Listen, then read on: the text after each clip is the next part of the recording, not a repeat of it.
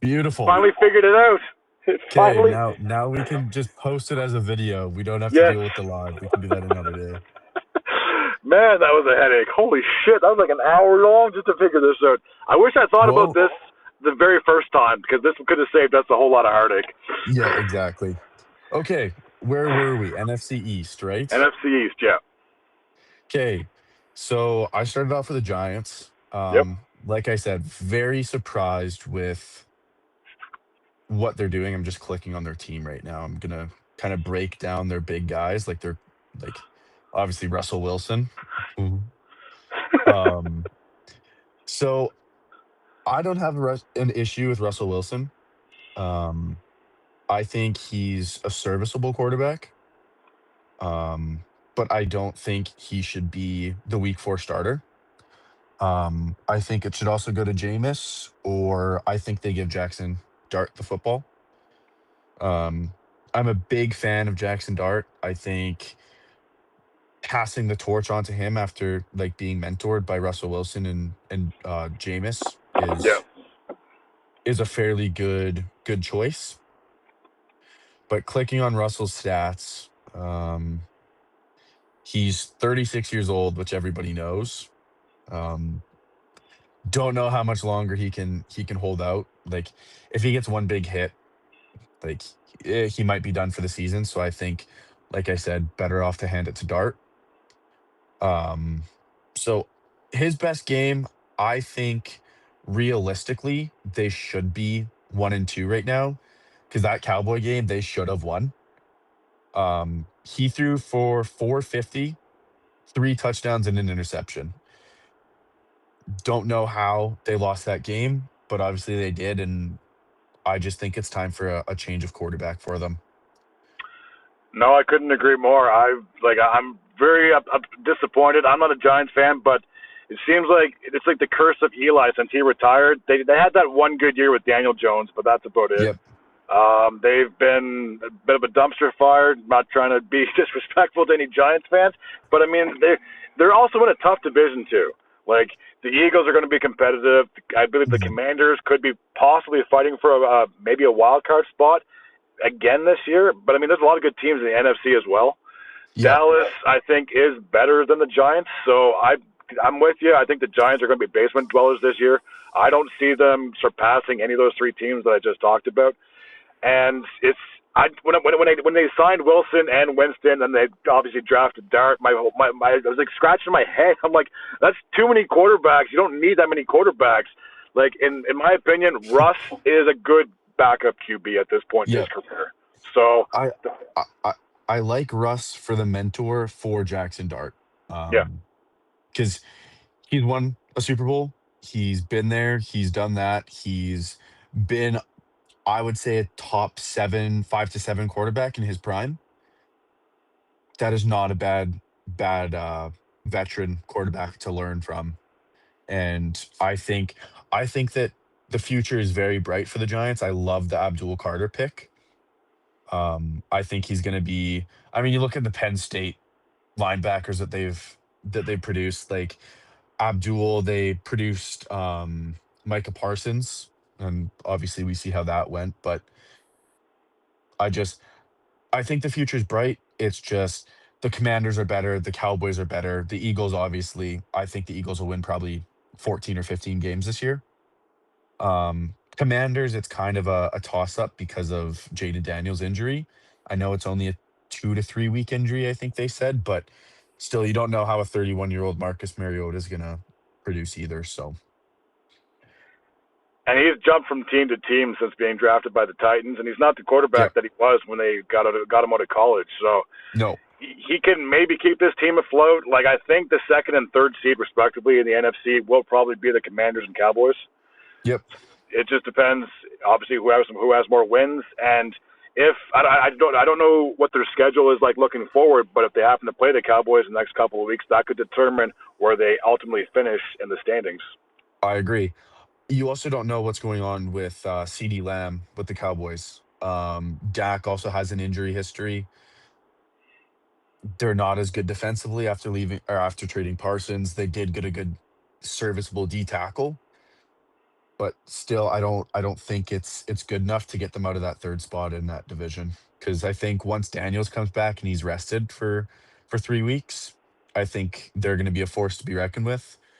Um, Debo Samuel's playing phenomenal, better than I thought he would be. I thought he was gonna be terrible this year, but he's been a pleasant surprise. I'll say that. And honestly, a change of scenery can be bad for certain players, but it can really be well for others. And as you said, Debo seems to be excelling. I didn't think he would be playing as well as he is, especially when he had like I'm not saying he's out of his prime, but like the last couple of years in San Fran, he had really good seasons. Not like Yes, he did. so it's really hard to keep that consistency from one team to another, from one coordinator to another, from one coach to another, and Yeah. obviously a quarterbacks.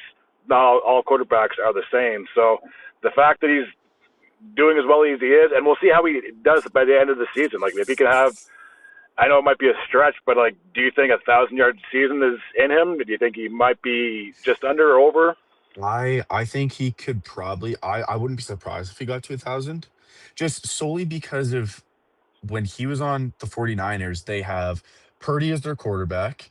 They had a healthy Brandon Ayuk. They had a healthy George Kittle. They had all these receiving threats. And Christian McCaffrey, too. He's not just a running threat, he's a dual runner and receiver at the same time. So you have four amazing receiving threats on that team, and they spread the ball perfectly. Like Kittle averages 1,000 yards a season. Ayuk was averaging 1,000 yards.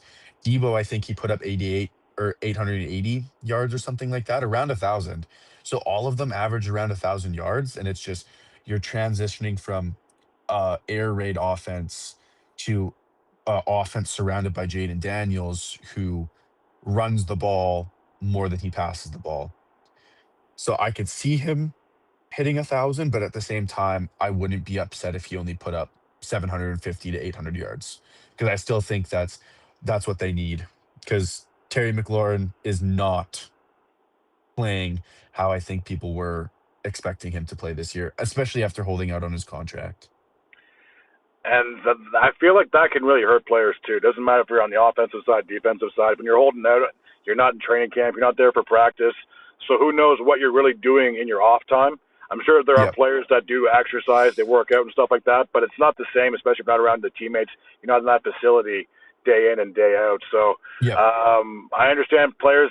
I'm sure players like there are players that deserve more money than what they're getting, but at the same time, like that should have been dealt with during they had how many months of the off season? Like 6, 7 months. That should have been dealt with in like March and April instead of being a distraction. And it just with any sport and with any player, it's always going to be a distraction in the locker room because you're always going Yep. to have the media asking you questions. You can't tell me that's not going to bother or rub some guys the wrong way. Yeah, exactly. What do you think about the Eagles this year? I think they're a spectacular team. They're probably just as dangerous this year as they were last year. Now I know a lot of people aren't too crazy with the whole tush push, and they've gotten away with it for a few years. I'm sure at some point maybe there will be a rule change, but Mhm. that's like their signature move. Everybody knows when it's third and inches, fourth and inches, they're going to be doing the run, the quarterback sneak. They're good at. There's a reason why they're like they nicknamed it after them. You know what I mean? Like that's their signature call. It's So automatic. yeah, there might be a few times you might get stuffed, but for the most part, when you have the O line that they got, and you have your running backs behind you pushing, you have your tight end behind you pushing, that's giving you some leverage to move the Yep. ball forward, and it can be a big help. I mean, it's more popular now than probably like 10, 15 years ago. Um, 100%. Well, so go ahead. you see other teams trying to implement it too. Yeah, I think last year we saw Seattle do it a couple times. I think Washington has actually tried it a couple times because they have. You could kind of compare Jaden Daniels and Jalen Hurts. I wouldn't call you crazy if you compared them. yeah. Because they both can run, they both can throw. I just don't think Jaden is at that point in his career where he needs to rely on those easy yards, as some people will say. But yeah, I agree with you completely. I think there have been like the reports have been the NFL has told the refs to kind of keep an eye on those false starts and those little shimmies before the ball is snapped. But obviously they did a vote this year to see if they wanted to ban it, and it wasn't banned for a reason. So I don't I don't see an issue with it. Um, it's a challenge for other teams, and it's a challenge for the defensive coordinators to implement a system to try to defend it. So I enjoy watching it as long as it's not against the Broncos. But No, I think it's honestly their division to lose this year, just like it was last year. I don't yep, see a scenario, especially like you said, with Jaden Daniels being injured, that could put Washington behind the ball a little bit with his absence. So I think the Eagles should get the NFC East crown again, and I wouldn't be surprised. Like if they have home field advantage, like they did last year, then the Super Bowl could go through Philly. hmm I agree. I would have them probably in my top three for Super Bowl contention this year. Um, could I ask, what do you think about Saquon? I don't want to single him out, but having a 2,000 yard rushing last year and only having just about 200 this year is kind of a little bit worrying to me. He doesn't even have 200. He's at 194 right now. See, that's a worrisome because they're a run-heavy offense, and I've always been a fan of run-heavy offense because you're helping. I find if you run the ball more, that can set you up for play action. That can set you up for any Yep. other type of plays. Because if you're a one-dimensional team, especially with the passing side, then that can really hurt you. And if your quarterback's throwing the ball 30, 40, 50 times a game, eventually that's going to take a toll on his arm. So, like, Yep. if you have a running back behind you and he can run, it doesn't matter if he gains 1 yard or 100 yards. He's pushing the envelope. They're pushing the pylon. You know what I mean? So, Yep. I feel like they got to use Saquon more. I don't know at this pace if he's going to get back to 2,000 because if it's been 3 weeks already and he's not even at 200 yards, he would have to put up some serious numbers over the next 15 games or so in order for them to, or 14 games, I should say, for him to make any kind of noise to get back into that contention. But I mean, he's still an elite running back in this league. If you don't say he's the best, I mean, you could make an argument for Derrick Henry, and there could be a few other running backs, McCaffrey being one of them, that you could say they're like elite running backs, top five in the league kind of thing. But he can get the job done. And like I said, because they're such a run heavy offense with Jalen Hurts doing the RPOs, and I'm sure they have other running backs that they sub in and sub out. So as long as they use that more efficiently, they should win. They shouldn't. It shouldn't come down to a last second field goal block that you have to get your special teams to get you the W because the Rams could have won that game last week. They just The Rams played phenomenal. yeah, and they're a very good team too. We'll get to them in just a second. But that, like, you can't rely on special teams to always get you out of the hole, and you can't rely on your defense all the time. Like the whole point of the game is to put up more points than your opponent. So as long as they can have more of a consistent run game and gain more yards and don't have to constantly worry about that fourth down conversion to try to push Yep. the envelope, then they could be, like I said, a very serious threat. If they're not the favorite coming out of the NFC, they have to be one of them. I would agree. I kind of hate him right now, obviously, because I took him round one pick three this year in my fantasy football, and he's let's see how many. It's kind of a detour, but I just want to see how many fantasy points he put up this week for me. I got absolutely destroyed in my fantasy game this week, but that's beside the point. So they have him averaging 20.49 points per game, and he didn't even put up 10 this week. So I think I'm not trading him. It's not even a thought in my mind because I think as soon as I trade him, he's gonna put up like 35 points for me. Um, but I think just with how heavy they used him last year, like he ran for so his most attempts in his entire career, 345. The most before that was 295. And that was the 2022 season. He put up 1,300 yards. I don't think he's gonna quite get to 354 rushing attempts this year. I could see him around that 250, 275. Yeah. And I don't think he'll finish the season below 1,500. I think it's just one of those seasons where he's starting off slow, and I think he just needs one monster game to get his confidence back and just realize that he is, if not the best, top 3 in the league. Yeah, exactly. So now we're going to switch things over real quick to the NFC North. Now, last year, this was a very strong division. They had 3 teams that made the playoffs, and you can Yep. make an argument again this year that all 3 of those same teams could possibly do a repeat. A very good division. I know the Bears are more than likely going to finish as the basement dwellers of that division. If they played better or they had maybe more help for Caleb or whatever it is, because he seems to be taking a lot of hits and a lot of sacks, which is obviously not a Yeah.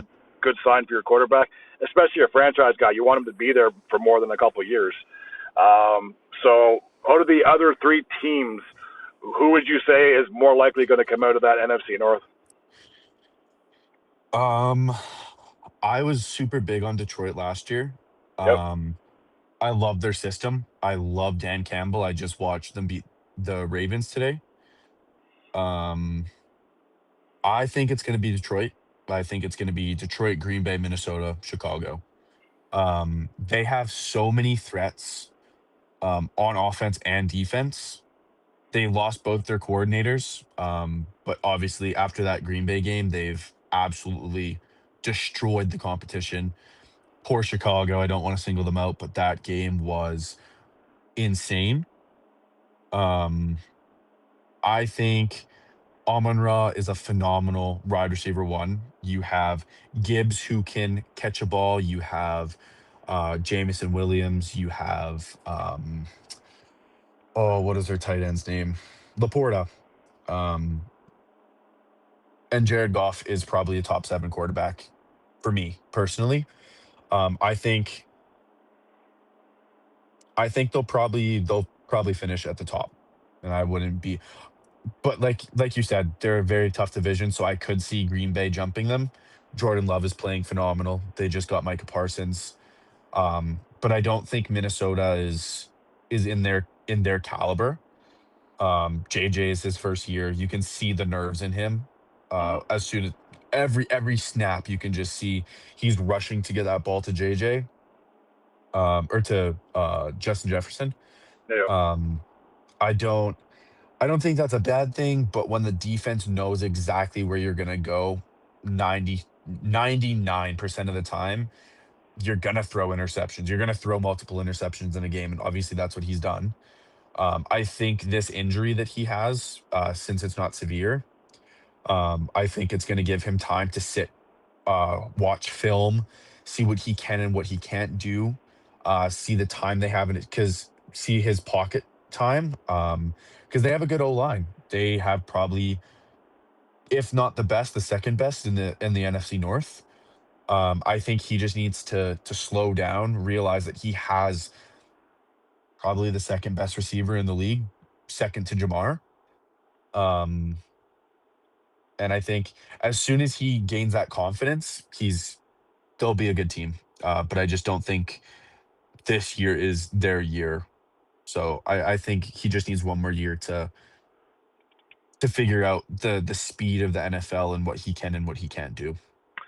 They have their guy. Like JJ's obviously their guy. He would have been last year if he didn't tear his Achilles in the preseason. Yep.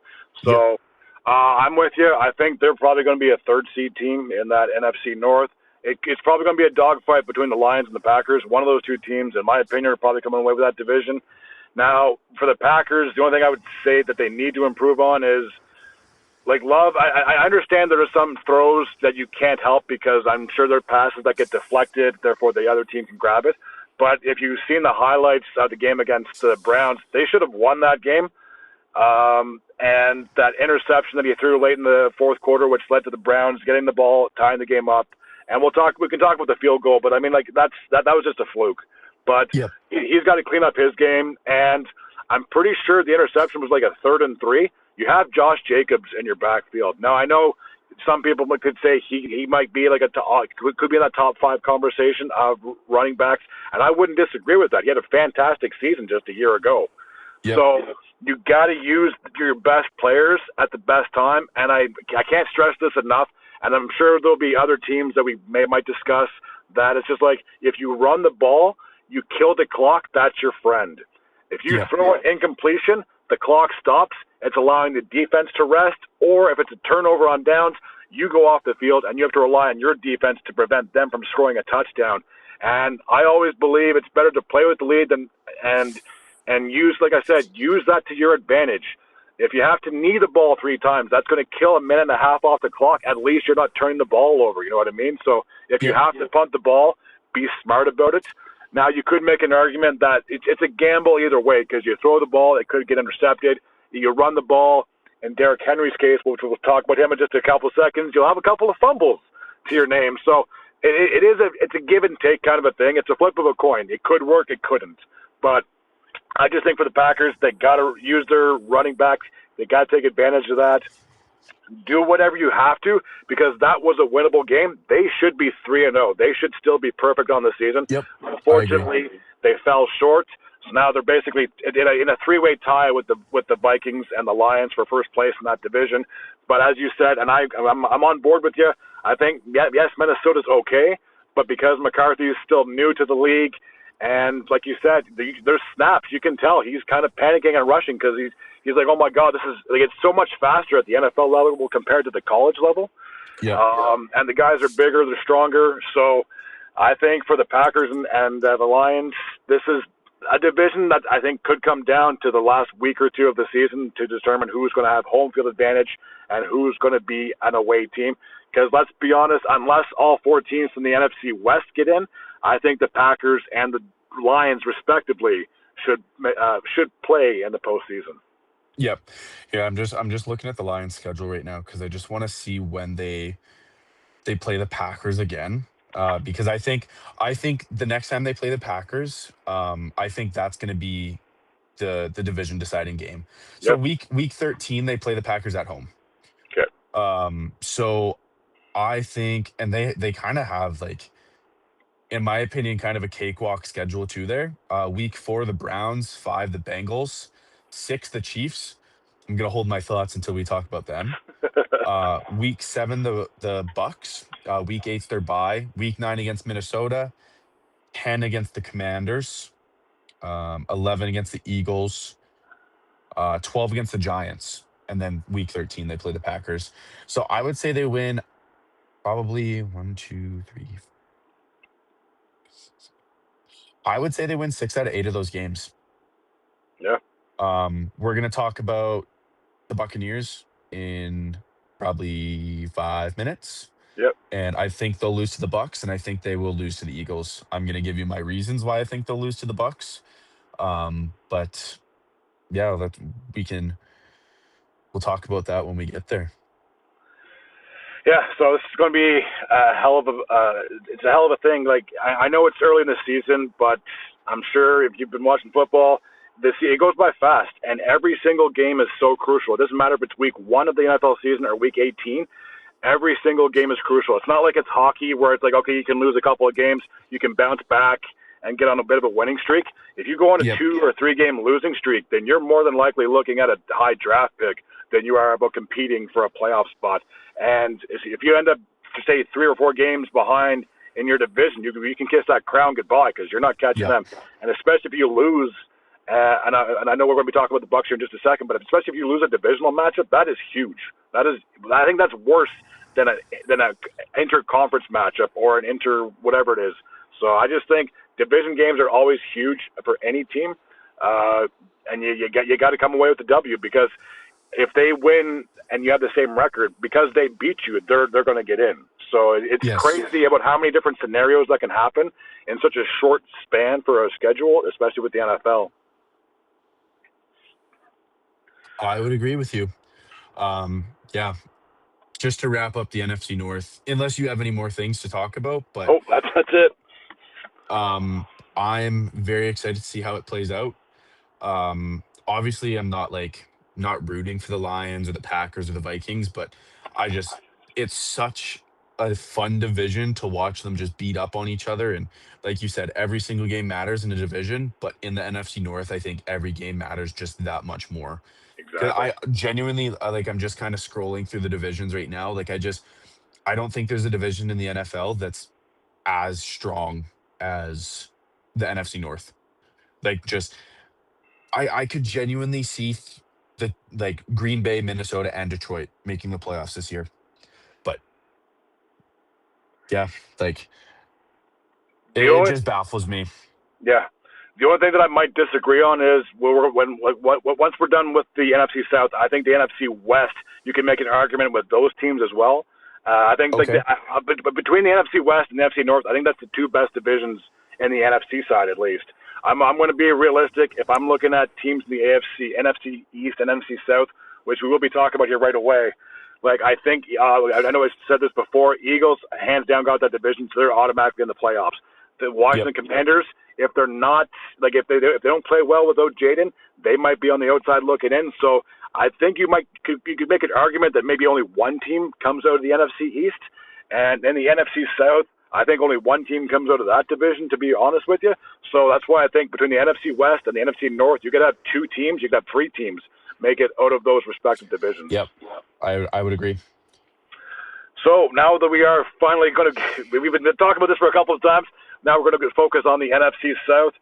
Tampa Bay is 3-0.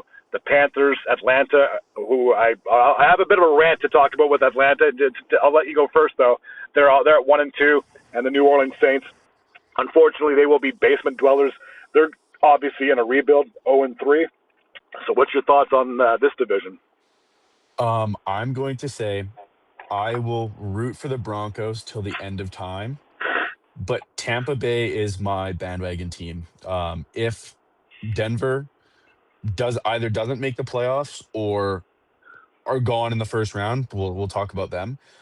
Tampa Bay is my bandwagon team. I love everything about them.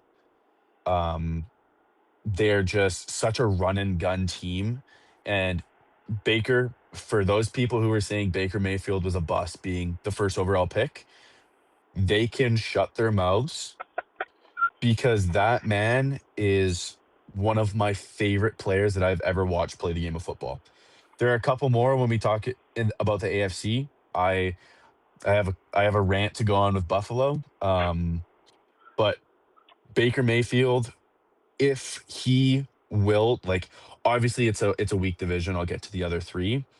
But if he wills this team out with 12 or 13 wins, that man should get MVP votes solely because he's playing so phenomenal right now. I'm just gonna pull up his stats so I don't sound like an idiot when I talk about him. He's been like, I haven't really sat down and watched any Tampa games, especially because they usually play when I'm working. Yep. Um, but seeing the stats, seeing the highlights, just make me love Baker so much more. He's still only 30. He probably has 4 or 5 high level years still. Um, but yeah, I'm just pulling up the stats if this wants to load. So he hasn't put so the most he's put up for yards is 233. But he hasn't thrown an interception yet this year. So he has 6 touchdowns to 0 interceptions. He's only been sacked 6 times. So he has a crap ton of time in the pocket. He has one of the best rookie. I think Emeka Ibuka is going to win Offensive Rookie of the Year. He's just been that dominant. Um, I don't have enough good things to say about this team. I don't think their defense has been insane. I just, yeah, I don't have enough good things to say about them.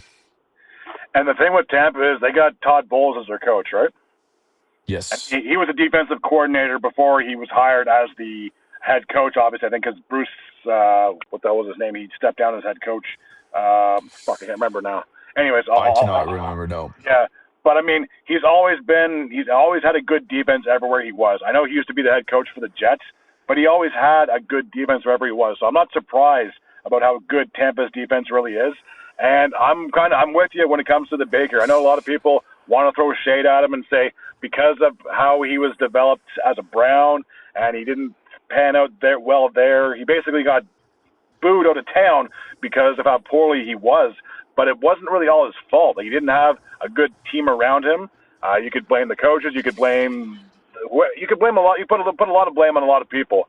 But he just wasn't he was just in an unfortunate situation, and for the Browns, they've just been in a I don't even know what you can say. They've other than that one year, I think it was back in 2021 or 2022, whatever it was, when they made the Yes. playoffs, Yes. and then they made it to the divisional round. Unfortunately, they lost to the Chiefs. That they haven't had a whole lot of success. They've hardly ever had an above 500 year, and I know we'll probably talk to them once we get to the AFC side of things. But Baker, to get back to him for a sec, he was at the wrong place at the wrong time. We'll put it that way to sum it up. Yep. His time with Cleveland, and then I think he got traded to Carolina, and then obviously he signed with Tampa afterwards. But I'm with you. If he's not in the MVP conversation by the end of the year, unless heaven forbid he gets injured or he just ends up playing like crap for some reason for a long stretch of time, there's no reason why he shouldn't be in the MVP conversation, especially with 3 weeks in and no picks. Like, if you have no picks, you're doing something really well. Like, you're seeing the what you have. You're having time to look at the field and kind of have a feel for the defense. So I can't praise him enough. And there's a reason why they've won that division with him as their starting quarterback for 3 straight years. There's a reason. And then I think before that they had Tom Brady, and obviously he retired afterwards. But I mean, Tampa's a strong team, and I know for years they were kind of like in the basement of the NFC South because at the time Drew Brees was king with the Saints in that division, so they were always in the playoffs, and it was hard for other teams like the Panthers and the Falcons and the Bucks at the time to make it. But this is the Buccaneers' time. They're going to be, if they're not going to be in contention, they should be one of the few teams in the NFC that if they have home field advantage and they can make it to a divisional matchup, they can make it to a championship game, look out. They could be a dark horse, and they could come out of the NFC. Yep. I'm just kind of I just looking on ESPN right now of the interception leaders. Yep, Um, he is the only quarterback in the league who has not thrown an interception yet. incredible. Um, Granted, I don't like they've played the Jets. We'll talk about them later, but they're not the greatest team ever put together. I'm just gonna be nice when I say Yep. that. But it's just it's incredible to be in this high level of like in playing in the NFL and you haven't thrown an interception. Um, he just reads the field so well, reads his receivers, reads the safeties on the defense. It's just it's amazing to watch how he looks at the field and how he thinks the game. So it's enough ranting about my my love Baker Mayfield, but we can we can move on now.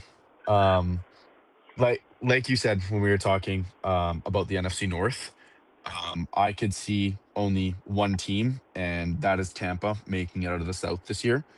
I don't think Carolina's quite at that point yet where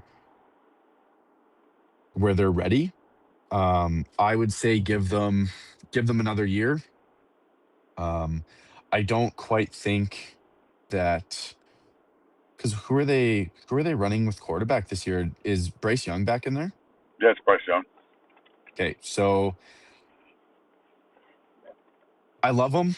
I think it's going to be another Baker Mayfield situation. To be honest with you, get drafted first overall by a crappy team.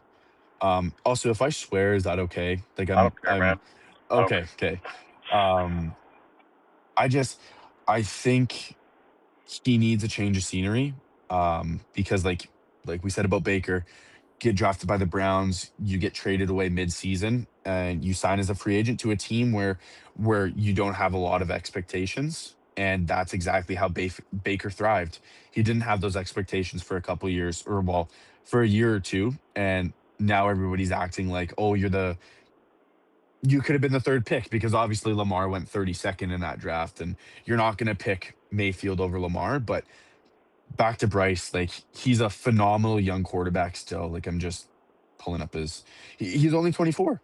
Yeah, Um he has at least 6 years before he turns 30 to turn into that quarterback. Like I don't know if he'll ever be a top 3 quarterback. I don't know if he'll ever be a top 5 quarterback, but put him in a situation where he can thrive. He played for Alabama, for God's sake. Like, he's not a running quarterback. He doesn't want to hand that ball off.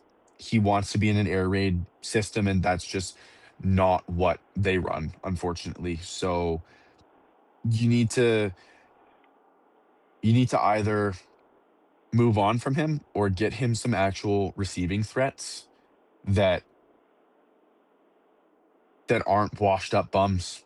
Like, I'm sorry, I'm don't really want to say that about any team, but it's just their wide receiver core is just so below average that it's just nobody wants to watch their games. It's just I personally wouldn't want to sit down and say, "Who I want to watch Bryce Young pass to Tedoroy McMillan." No, it's just my opinion. You might have differing, but I'm excited to see what you have to say. Um, Enough about their offense. Their defense, like, they have a really good up and coming defense. Yeah. JC Horn is a really young corner. Um, yeah, I just there's not much, unfortunately, and I don't like just saying that about teams because it's unfortunate. I always try to look for the good in teams, but I just don't think you can for the Panthers, unfortunately. Not right now. Like I said, until they get a wide receiver, a competent wide receiver, a quarterback, or not quarterback, excuse me, running back. I can't see them do anything damaging in that division. No, I'm with you with the Panthers. I don't have a whole lot to say about them, but the only thing I want to ask, and maybe it's something you can look up, they traded DJ Moore to the Bears, right? They did. What did they get? What did they get for him? Let me look. Because they gave up a first round pick with that. I thought they got the Bears' first round pick, but they gave up their first round pick and DJ Moore. So I'm just like, what the hell did they get in return? And while you're looking that up, I'll just say this. So, I don't have a whole lot to say about the Saints because I've already said this several times. They're obviously in a rebuild. They're still a few years away from being, I'd say, even watchable because it's just they're not a good team right now, and it's an unfortunate situation. They're basically in the after stages of Breeze being gone. They haven't had a successful season since he's been there. They've gone through several different quarterbacks, and they just have not found their mojo. But the team that I do want to talk about, this is what I was saying, I do want to rant about this. If you happen to pull up the stats or find out about the trade, let me know. And then Yeah, I I'll have it right now. okay, go ahead. So so the Panthers traded DJ Moore to the Bears for so DJ Moore and the ninth overall pick in the 23 draft, Yeah, as well as several other picks. It doesn't really list it. yeah. Um, for the first overall pick in the 23 draft, which the Panthers used to draft are yours truly, Bryce Young. So they traded their 2024 first round pick to the Bears. And what did that become? Mr. Caleb Williams. So I don't like it. I'm not going to pretend like I like it. But like I said, I am not giving up on Bryce Young yet. No. Still super, super young. Oh yeah. So gonna give him the benefit of the doubt. Like I said, ass wide receivers. Um, but yeah, you can have the floor. Use your rant about Atlanta. I want to hear this. So this team has been they've been terrible. There's no nice way to put it. I'm not going to try to Yep. sugarcoat this. I'm not going to say, well, they've had some okay years. They were better this year than that year. They've been trash, and I've had such high expectations. Now, granted, they could turn things around, but after watching them get destroyed by the Panthers on Sunday, it just blew my mind. Like, this team was supposed to be in contention with the Buccaneers for the Yep. NFC South, and they're already 2 games behind, and they lost Week 1 to the Bucs. So, like we said, as I said before, you lose a divisional matchup. Doesn't matter if it's at the beginning of the season, midway through, or at the end. That's going to hurt your chances of catching up to them and overseeing them in first place for that division. So there's no Yep. chance that they're catching the Bucs, even if they beat them. They're not good. I just don't see a situation where they're going to be better than Tampa Bay. They've been in hell since they lost that horrendous Super Bowl. And I remember watching that, and I'm not a Falcons fan, but I was so pissed that they blew a 25-point lead in the fucking Super Bowl to Yep. goddamn Brady to give him another fucking ring. As if he didn't have enough jewelry as it was. That was their Super Bowl. They should have come away with that. And I've said this so many times, and I'll preach this until the day I die.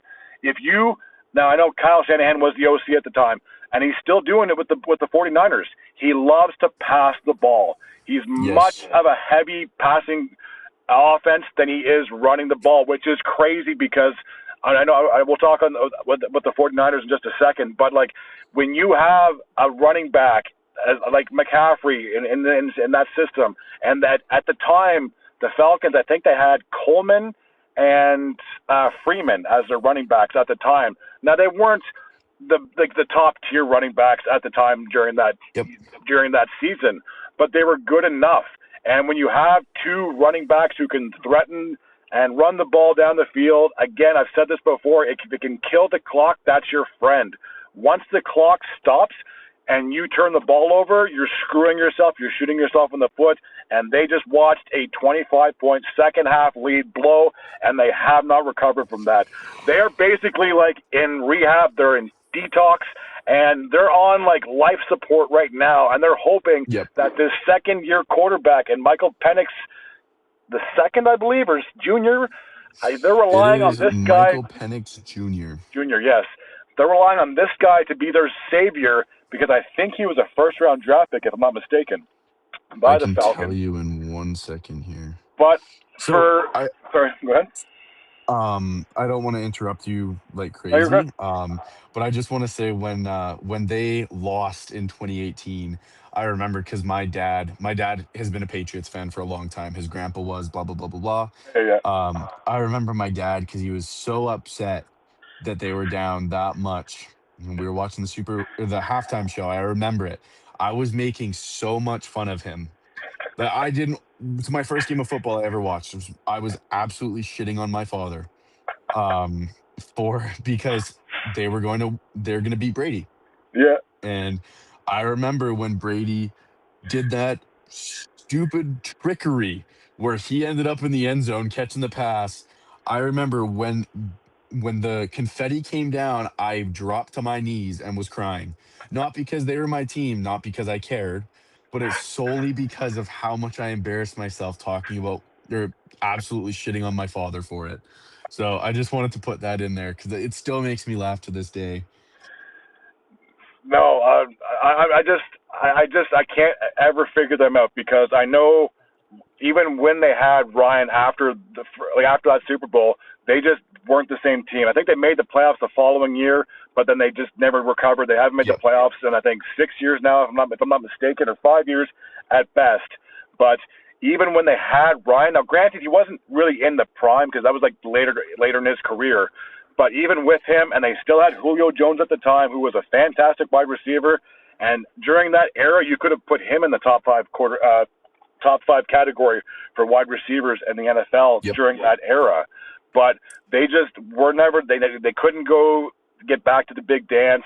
And no matter how many coaches they've been through, no matter how many coordinators they had, no matter how many trades, no matter how many draft picks, no matter how many signings, et cetera, et cetera, et cetera, the list goes on and on. I still can't figure them out. Like they finished last season strong, so that's why I had such high expectations. Like, man, maybe they can possibly have a chance to maybe snuff out the Bucks in first place in the NFC South and get back to the playoffs for the first time in forever. But they haven't recovered. They got blown out last week. They obviously lost to the Bucks in Week 1. And I know it's too early in the season to make my final predictions as to where they're going to finish, but I wouldn't even be surprised if they finished third in that division. I wouldn't be surprised if the Saints took them over because I have no faith in the Falcons at this point in my life. If I'm a betting man, I'm not putting a single dime, a single nickel on the Falcons to win a game the rest of the season. They could go 1-16. I wouldn't care. I wouldn't even be surprised. They're a dumpster fire. Their offense isn't good. Their defense isn't that great. There's so many questions about what this team is. There's not supposed to be in a rebuild, but they are. I can't even begin to piece this puzzle together to tell you, oh, this is where Atlanta is during this time of our life. I don't know. They look like a good team one week, they shit the bed the next week. There's no consistency with this Falcons team. And you would think I was a diehard Atlanta fan. I'm not. I don't care about any team in the NFC. I don't give a fuck Yep. about any team in the NFC. I don't care. But man, like if I'm this heated about this team and I'm not a fan, imagine a Falcons fan. They're probably tearing their fucking eyes out week in and week Yep. out because they're like, what are we doing?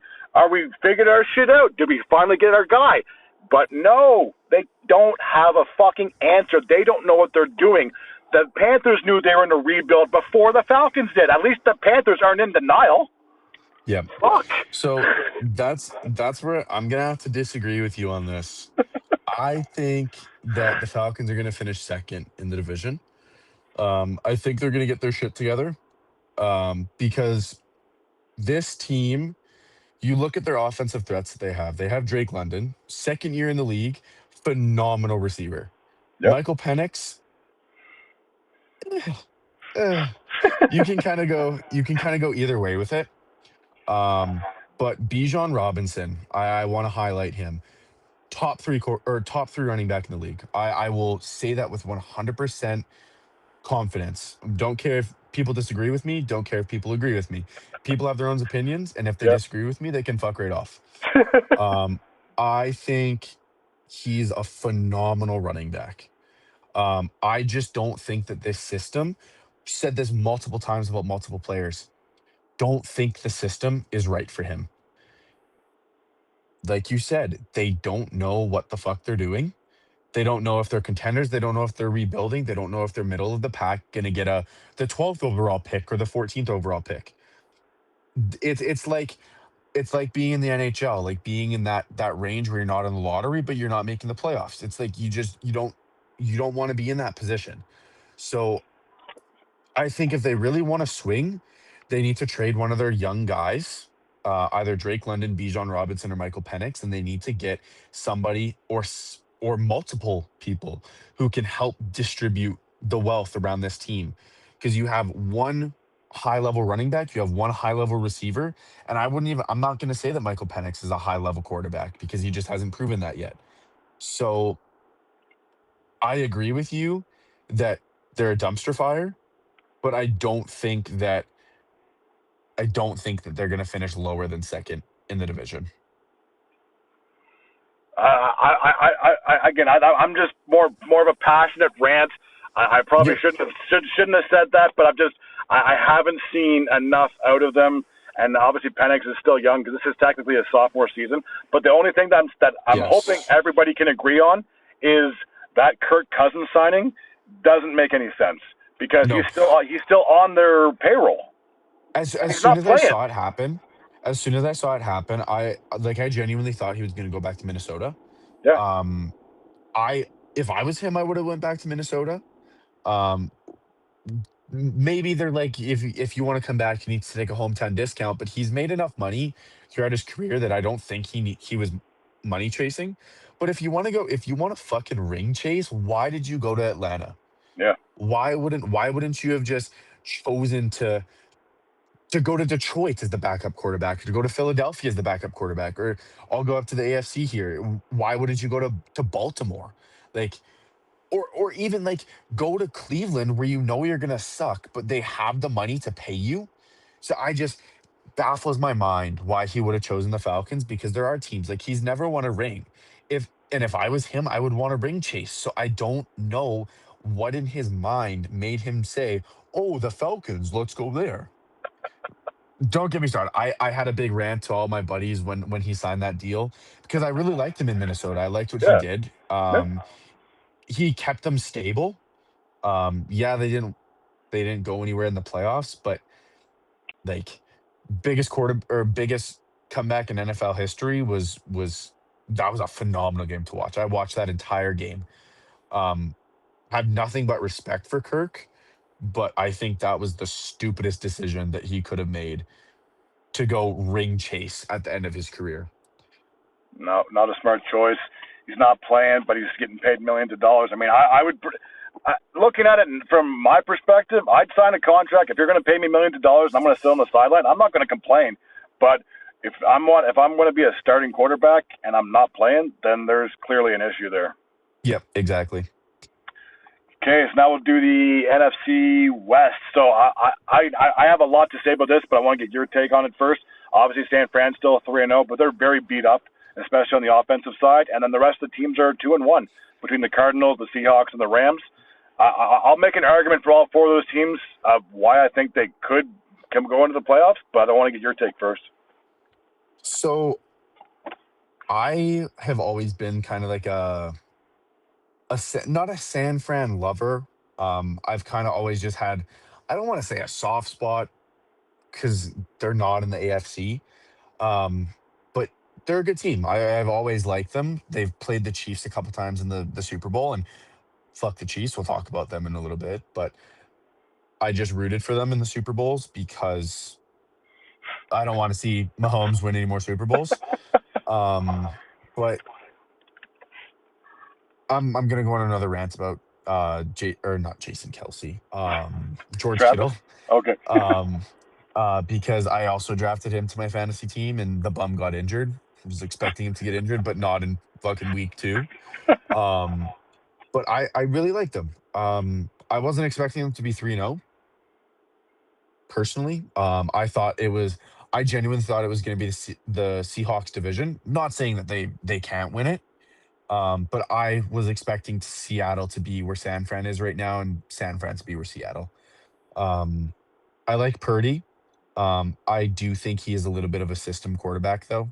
Um, like I said when we were talking about Debo, you have Ayuk, you have Kittle, you had Debo Samuel, you have Christian McCaffrey, you have healthy Christian McCaffrey this year, which I'm very, very surprised that he is not injured yet, Yeah. and it's week 3. Um, there's a lot of football to be played still, but the people who drafted, like, I'm kind of regretting my decision to draft Saquon over Christian right now, but I think that'll change in the later weeks of the season. Um, but enough about San Fran. Arizona is a subtle surprise for me, or a pleasant surprise, I should say. I wasn't expecting them to have a winning record right now. That James Conner injury looked very, very bad. Obviously, he's missing the rest of the season. So I don't think they have much in the tank. I think they're going to start losing games. Yep. Because Seattle and Los Angeles are two very good teams, respectfully. Um, I really like what Seattle did this offseason. One of my best friends is a Seattle fan. I was shitting on him all offseason because of what they decided to do of their signings when they got rid of DK. I wasn't really sure about that. Yeah. Um, but Sam Darnold is playing phenomenal. I still have the stats um pulled up right now. He's sixth in the league in passing yards. Um, which is very, very, oh no, sorry. I was very wrong. He's 12th in the league. 663 passing yards. But it is really surprising to me because they don't really have like that that crazy receiver threat like they did with DK. Um, I didn't like the Cooper Cup signing when it happened. Or sorry, was that a trade or was that a signing? That was a signing because he was let go. Okay, that's what I thought. Um, I wasn't sure about it, but he is a very, very serviceable wide receiver too at his age. JSN, phenomenal receiver. I think just as he gets older, because he's only 24 right now, just as he keeps getting those reps, and Sam Darnold is a phenomenal quarterback for him, I think. I don't think he thrived just last year because he had Justin Jefferson. I think that he is a good quarterback. Um, I'd say probably top 12. Yep. Um, he's a phenomenal quarterback in his own right, and I think he is the main reason why they're 2-1 right now. Um, because if they ran back the same team that they had last year, I think they would have a losing record right now. Um, like I don't have a lot of things to say about this division. Um, But yeah, it's been a pleasant surprise to see how competitive this division actually has been.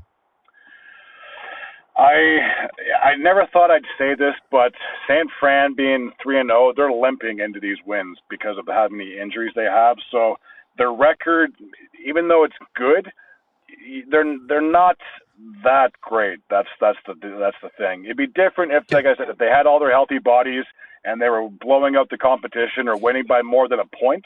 Then you could make an argument. Yes, they're going to be a good team. They can probably contend in the NFC West. But because they're so banged up and they narrowly escaped a win against the Cardinals, this team is beatable because Mac Jones is their quarterback, Yep. and he didn't do that amazing when he was with New England. So they obviously took a chance on signing him. They obviously signed him as a backup. They didn't have him planning on playing these big games this early in the season. So I think they're limping into this next week. When we'll talk about the game here in just a second, but this could be a division that they could easily start going down in the standings, especially if Brock Purdy doesn't come back, if George Kittle is out for X amount of time. They're basically just relying on McCaffrey to try to carry this team into victory, and hopefully that has to be their motto going forward because Mac Jones isn't going to be throwing for 400 yards a game. You'd be lucky if you I agree. you'd be lucky if you get 250 out of them because of how thin they are on the receiving core and the tight end. So Yep. it sucks for them because they're undefeated, but it's not going to be forever. They I might agree. lose. They could lose this Sunday. They could lose next week. It's a matter of time. It's inevitable to put it that way. So Yep. if they can get their bodies back sooner than later, they have a chance to win that division. I mean, going into the season, they probably were one of the favorites in the NFC West. Now you could make an argument, like you said, for the Seahawks and Rams as well, that those two teams probably will be just as competitive. And those two teams might be, right now looking at it, probably my two favorite teams coming out of the NFC West, only because of how the situation is unfolding in San Fran. So the only thing that confused me in the off season was I'll talk about the Rams real quick, and then I'll get on to the Seahawks. Is when they let go of Cooper Kupp, I'm like, okay, they probably want to get somebody who's younger and all that. Then they signed Devontae Adams, who's like the same age as Cooper Kupp. Now he is having a decent start to the season. I'm not going to crap on that, but can he keep up with this pace? He's not prime Devontae Adams. He's not like the Devontae Adams that he was in Green Bay from 2 or 3 years ago. I don't think you could even say he's in the top 5 conversation of the best receivers in the league. He might be No. top 10, might be top 15, but he's not elite anymore. Again, you're not gonna get the amount of yards like you said, like he had from 3 or 4 years ago when he had Aaron Rodgers throwing him the ball all the time. But he can. I mean, I'm just watching the game against I think the Seahawks that they played against or whoever they played. He did get a touchdown, and he can. Like he can help, but it was so confusing. Like, why are you getting rid of somebody who's already a veteran player and you're bringing in another veteran player who last year, let's be honest, Adams didn't have a great season between the Raiders and the Jets. He didn't No. play that well at all. So it was a huge gamble signing for the Rams to bring him in and to let Cooper Kupp go because he was the MVP when they won the Super Bowl back in 2022. So the Yep. fact that they let him go to bring Adams in, and the one thing I find so comical is I'm sure it's like this with most sports, how players get let go from teams and they'll sign within that division. And it could go with hockey, it could be for basketball, football, or baseball, whatever you want to call it. So I find it more common for players to sign within that division, just so that they can kind of stick it to their old team. Be like, you had no faith in me. Well, now that I'm going to play you more than once a year, I'm going to prove you wrong as to why you should have let me stay and sign me for X amount of time. So I Yes. think the Seahawks are going to be a good team this year, especially with Sam Darnold. I mean, it wasn't a fluke that he had as much success as he did with the Minnesota Vikings last year. And let's be real, if Detroit didn't play as well as they did last year, Minnesota would have got that division. I mean, for God's sakes, it came down to a Week 18 matchup between the Yep. Lions and Vikings to decide who was going to have home field advantage throughout the NFC. So he had a fantastic year. And he was kind of in the same situation. I know I'm kind of going on about this for a while. I apologize, but he was kind of in the same situation as like Baker because he started out with New York at the Jets, didn't play good, and he eventually got kicked out of town. And as we've said before, if you have a change of scenery, it can really change your career. It can really up it. And now look where he at. He has a really good contract with the Seahawks. You mentioned how he's basically in the top 12 in passing yards. He could even finish as high as top 10 in the league if he can play at the same consistency.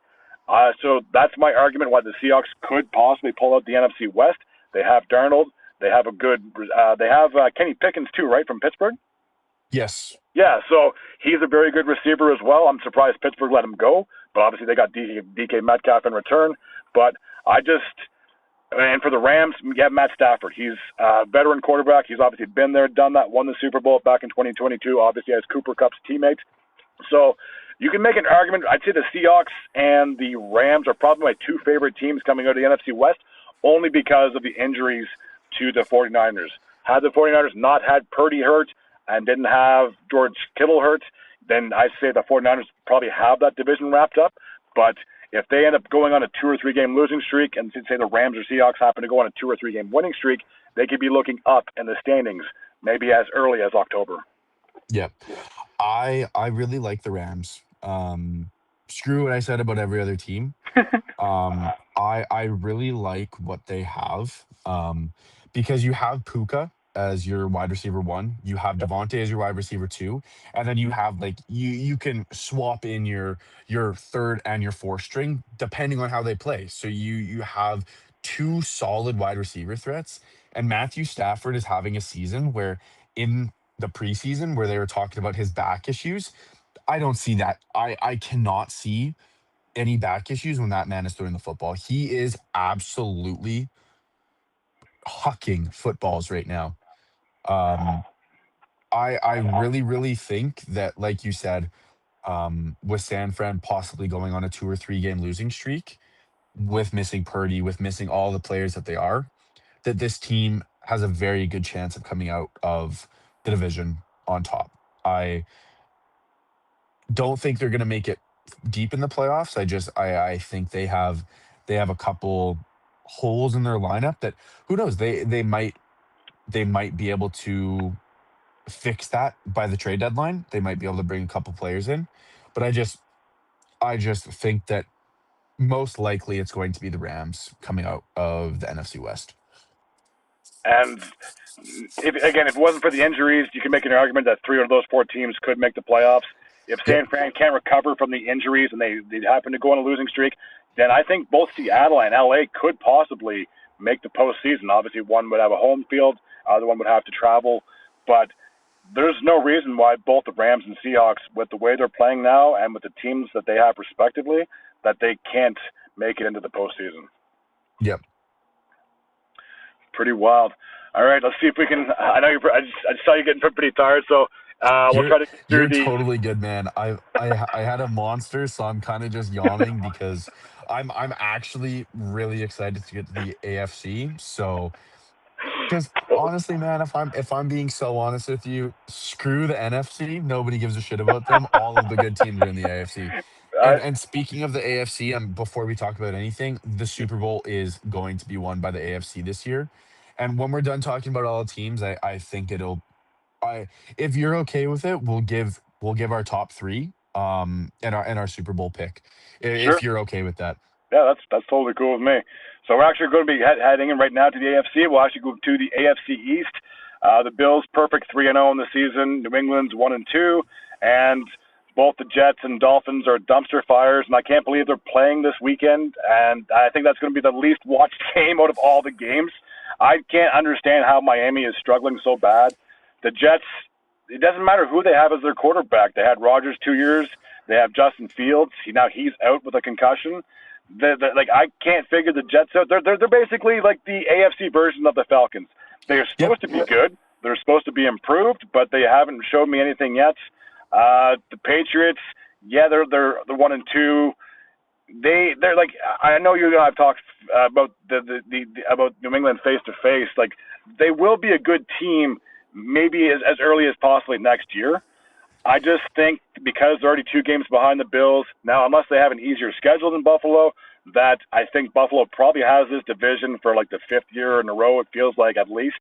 But what's your thoughts on one really good team, one subpar team, and two really crappy, shitty teams. So I'm gonna start at the bottom. I'm gonna start with Miami and make my way up. Yeah. I think Miami needs to blow it up. I think Miami needs to trade Hill. I think they need to get what they can for him. He's still a very serviceable wide receiver. He's very, very fast. Obviously, everybody knows. But if they trade him to a good team, like honestly, if I'm I know interdivision trades don't happen a lot, but I could genuinely see Buffalo making a big push for Tyreek Hill solely because I think Buffalo's only weakness is their wide receivers. Well, I'll talk about it when I get up there, but I'm just kind of off the top without explaining anything. Buffalo 100% needs a very good wide receiver, like back when they had when Stephon Diggs put up what 1,800 yards back in like what was that 2021? Something like that. I Yeah. think. But yeah, like I said, I'll talk about them later. Tua needs to retire. Um, and I'm not saying that because of the jokes. Like obviously, there's a lot of jokes about Tua having CTE and his Yeah. brain just not being right. It's 100% true. Yeah. You can't be hit that many times in the head and not expect your brain to be fucked up. I don't think that's why they're 0-3. But I think for Tua's well-being and his life after football, I think it's time for him to realize because if he gets hit one more time, I could see there's a world where he sustains permanent, if not semi-permanent, damage to his brain. And you don't want to see that happen. Because health is the number one priority before football. And I think anybody in the league, no matter how much you hate Miami, you want him to have a good quality of life after he's done playing football. But yeah, I just don't have much to say about Miami. Think they're terrible. They might only win 2 or 3 games this year. And if they do, if they end up getting a top 3 pick, I do think that they have to blow it up. Mm. Um, just solely because if you get one of those players, I haven't really looked at the draft class this year and who's eligible, but if Arch Manning plays good, there's your quarterback right there. I don't know if you watch NCAA football, but he's playing very, very good now that he had that one shitty game against Ohio State to start the year. Um, but yeah, I think there's only one way to go with Miami, and I think that's a complete fire sale. I think I think they're the one team in the AFC where I think that's exactly what they have to do. And just as a little side note, I want you to keep going for the rest of the teams. But I don't know if you remember last year, he had back-to-back weeks where he suffered a concussion, and I went on like a huge rant about that because when he missed, like I can't remember when he got hit, what quarter it was or who he played, but there was no reason for him to play the following week, especially with his history of injuries and how many times he's had concussions. At some point, it's like enough is enough. Like it's one thing to play if you have like a bruised arm or whatever it is. Like if it's a physical pain on your body, I'm sure you could just take some medicine, play through the pain. But I know it's been more than a couple of years, but nowadays, and you brought this up, player safety is way more important, and that's not just for the NFL; it's for every sport. But the NFL is very hard hitting, and there's been so many times where guys get hit in the head, and they've suffered long-term effects. It may not have happened then and there, but maybe 10, 20 years down the road, their brain could start to rot. There could be a number of factors as to why they do what they do. And there have been unfortunate situations where players have, or former players have taken their life because they just can't deal with the daily struggle of what they're going through. So whenever a player suffers a concussion, it doesn't matter what sport they play, they should be out for X amount of time. There shouldn't be a timetable to rush them back in because, as I just said, he got concussed one week. The following week, he got concussed again. There's no viable reason why. And I don't care if you're fighting for your playoff life.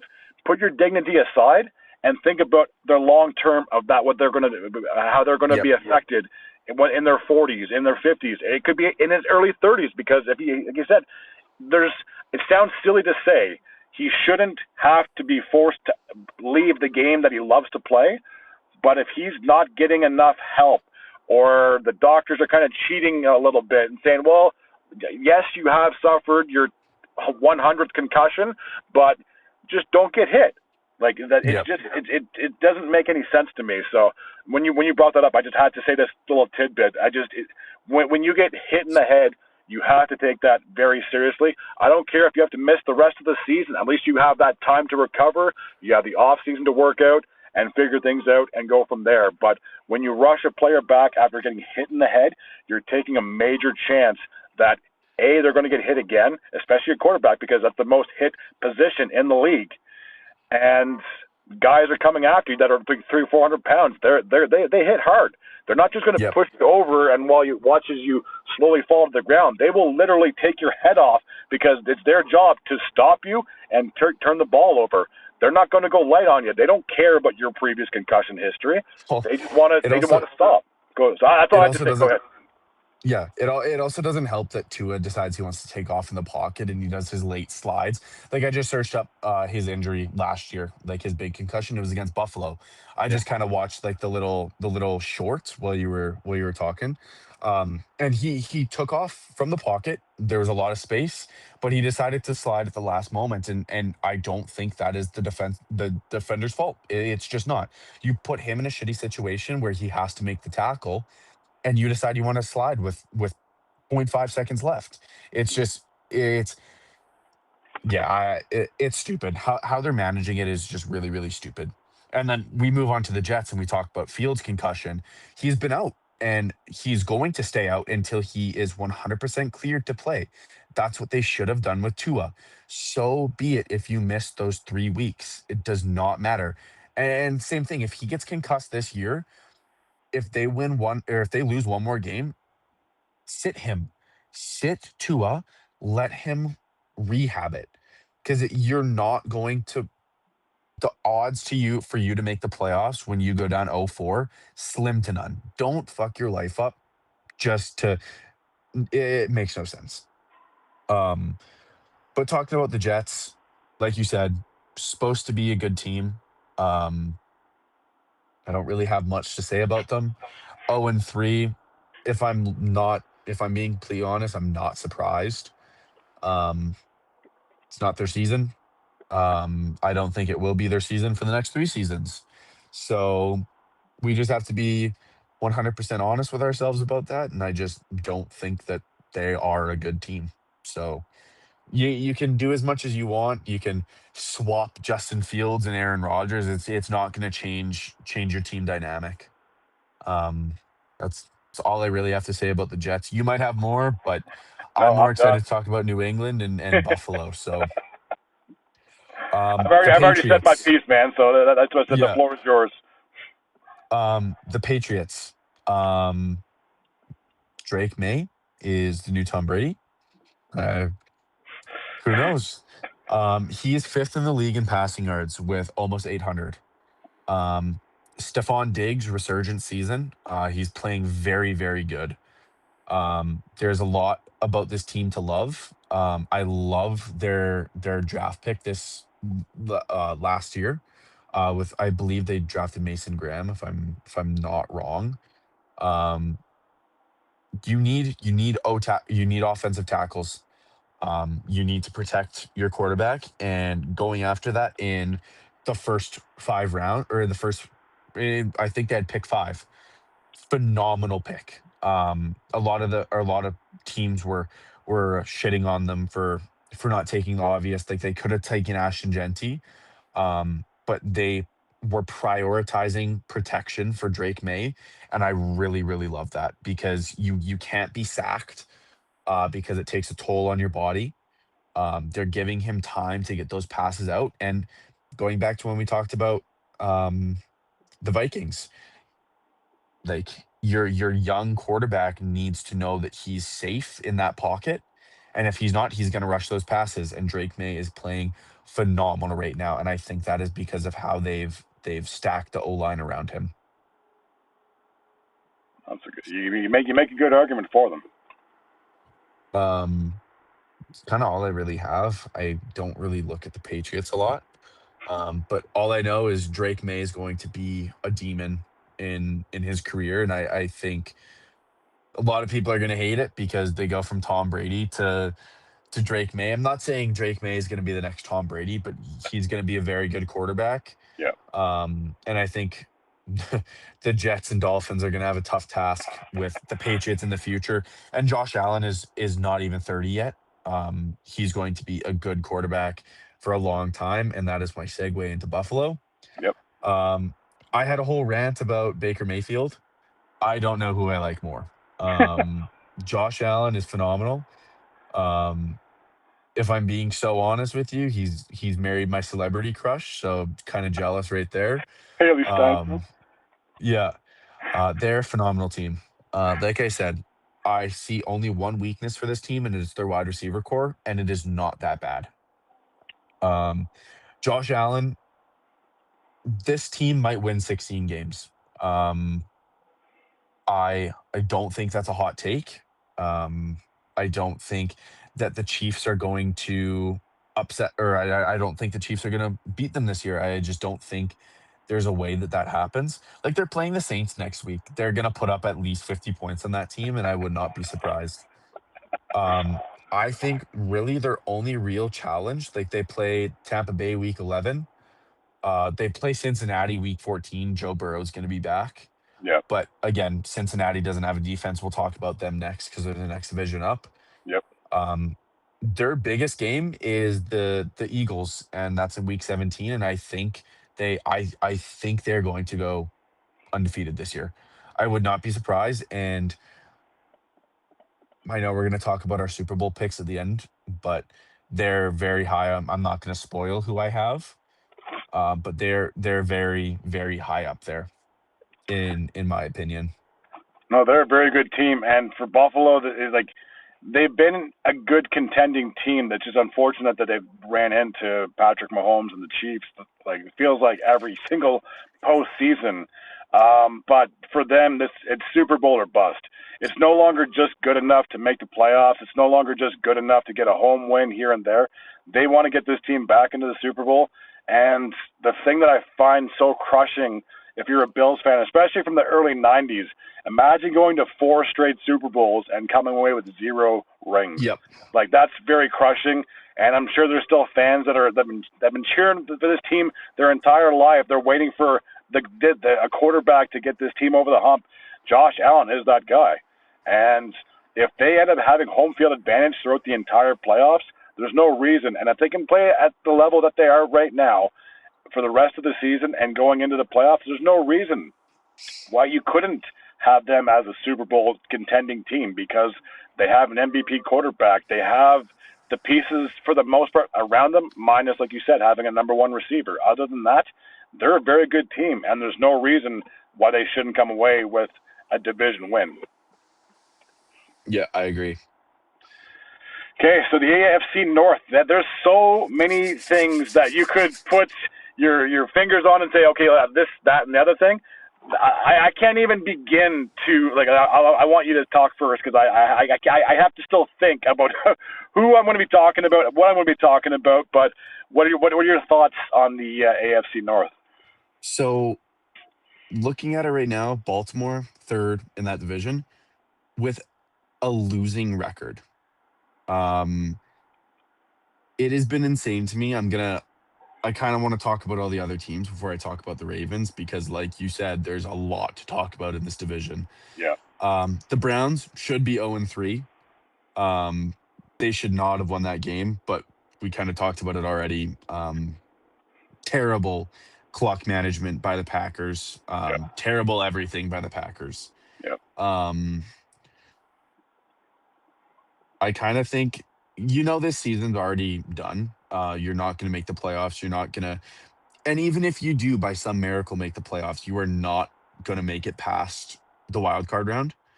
Um, put Shador in. Um, I know he dropped to the fifth round. Put Shador in. Let him play football. Yeah. Um, I don't have much to say about them. Miles Garrett's great. Um, probably the best defensive player in the league. And that's another thing. Like you're wasting that guy's talent. He's 27 years old. Put him on a contending team. Trade him to Buffalo. Trade him to Buffalo. Trade him to Denver. Trade him to Las Vegas. Trade him. I don't care where you trade him. Trade him somewhere where he can play playoff football.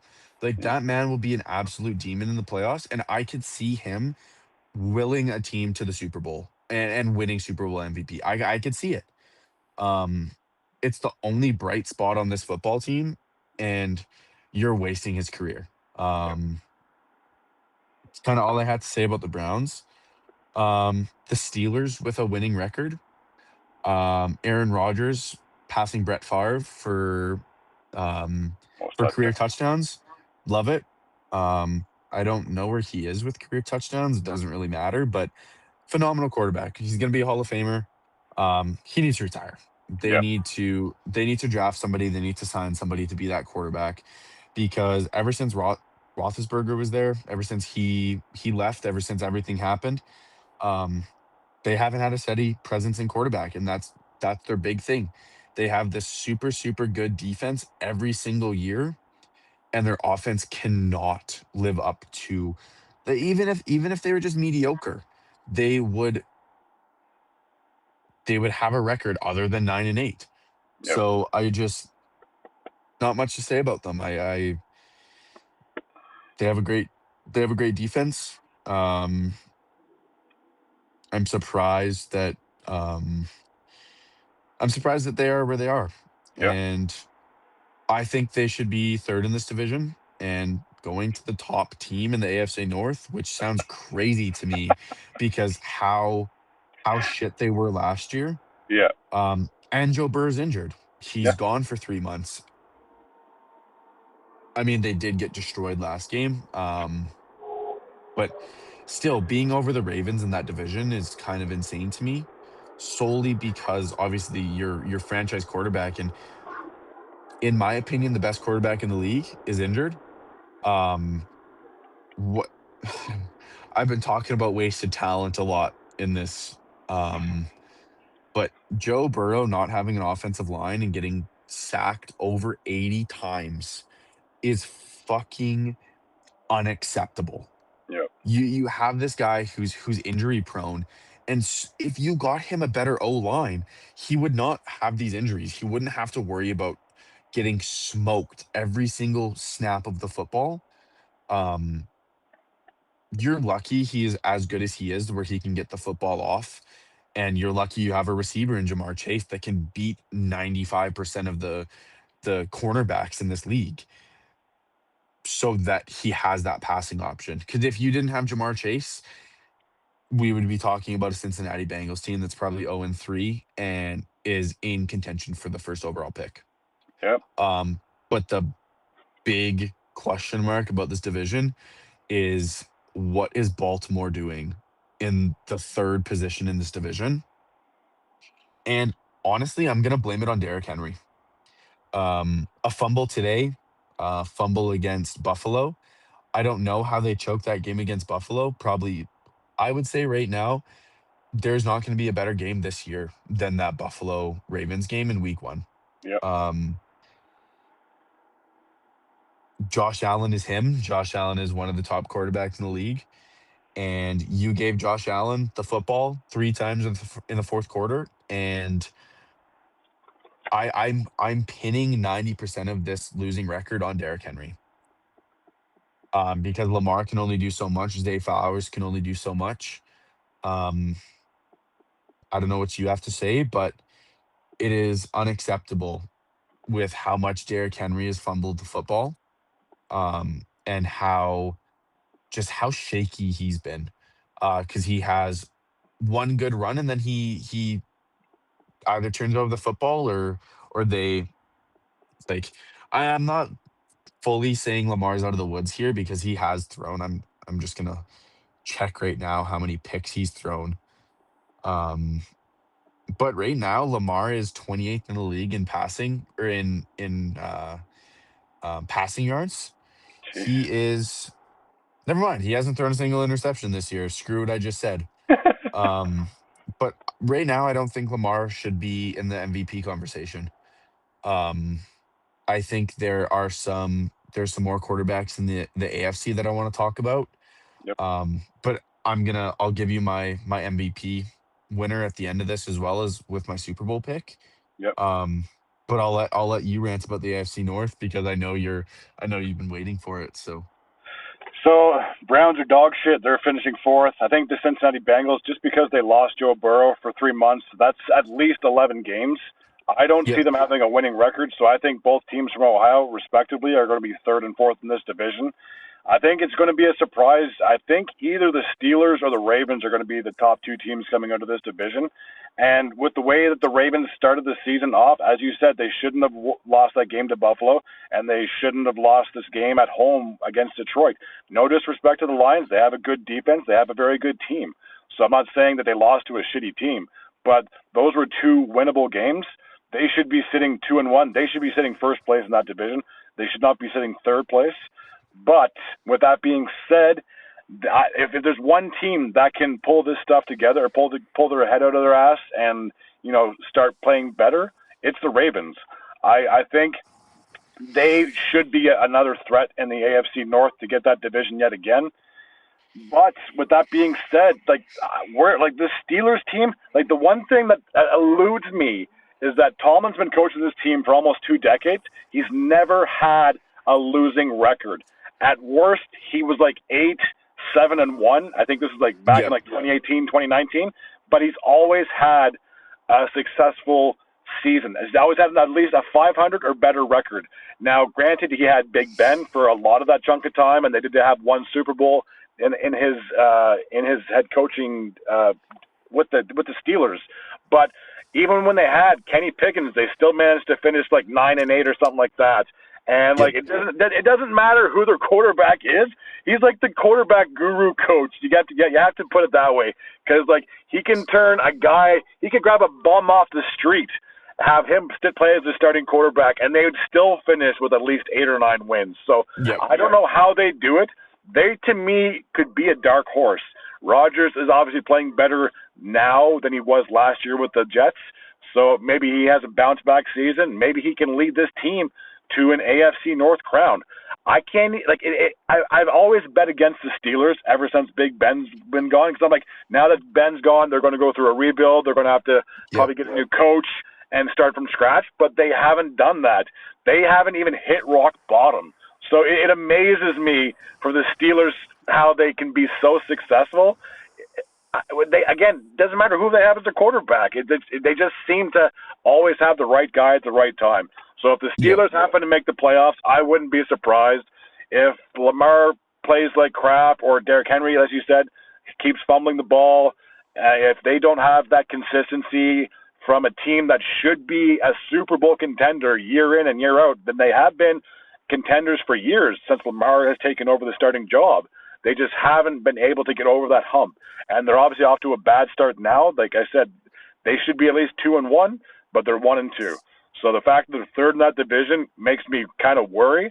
But like I said, if there's one team that I can see digging themselves out of the hole, it's probably the Ravens. I'm still going to have them be as my pick for the NFC North. Like I said, if the Steelers happen to get it, I wouldn't even be surprised anymore. Like nothing surprises me for the Steelers. If they happen to lose 5 games in a row and they have a below 500 record, then I'd be surprised. I'd be like, yep. the curse, there it is, finally. But I'm still waiting for that to happen, man. Like it's so crazy how successful they've been, even though they haven't had a playoff victory since like 2017. But like the Yep. Steelers could be a dark horse for this division. This division is up for grabs. If Joe Burrow is healthy, you could say the Bengals should get that division, because, as you alluded, if he isn't the best quarterback in the league, he's for sure one of them. So it's just, this is a crazy division where anything can happen. I agree completely with you. Um, yeah, I don't know. I don't know what to say, man. I'm still just so surprised that Baltimore has a losing record. Yeah. Um, and there's a lot of surprises going into the AFC South. I don't know if you're ready to move on, but Oh yeah. Oh if yeah. you I'm have ready. anything else, No, that's it. I'm you ready for could the AFC South. You can have at her because obviously this isn't my YouTube channel, so you go ahead. So there's two surprises. Obviously, the Texans 0-3. I had them pegged as the like penciled in as the guaranteed AFC South winners. I don't even think that's going to happen. I would be very surprised if they even made the playoffs. I just when I'm looking at all the divisions, like you could have. I know it might seem unrealistic, but you could possibly have two teams in the NFC North as the Steelers and the Ravens. Maybe both of those teams could make the playoffs. The AFC West, which we'll talk about in just a second, there could be two, maybe as much as three teams that make the playoffs in that division. So I really think with this AFC South, now I say this, but Jacksonville's 2-1. That I honestly only think one team comes out of the AFC South. Now, if for some crazy reason that the Broncos and the Chiefs shit the bed and the Raiders, I don't have much expectations of them, or say only Baltimore, only one team in the AFC North gets in, then you could maybe say Jacksonville could maybe make a push for a playoff spot, but it blows my mind how shitty Houston is, and it amazes me how good Indy is. Now the Titans, they're more than likely going to be finishing fourth. Cam Ward is good, but just like a lot of young quarterbacks, especially in their first year, they're going to have struggles because the NFL is just a little bit. It's different compared to the college level. It's definitely way more intense. So I think the Titans, unfortunately, I'm sure at some point down the road they will recover. They will get back to being a contending team at some point in the future. But for this year, I think they're going to be basement dwellers at the AFC North. Houston might be third in this division because of how crappy they played. Now they don't. I mean, just like with a lot of quarterbacks, if you're getting rushed all the time, you're getting hit, you're getting sacked. That means your O line isn't that good. So maybe they have to make some trades, or maybe they got to do some signings, do something to help improve this team. But I'm telling you right now, if Houston loses Week 4, and I think they play the Titans, if they lose to the Titans, then you can kiss this season goodbye. You're not coming back from being 0-4 and getting back into a playoff contention, and you sure as shit aren't getting the AFC South crown.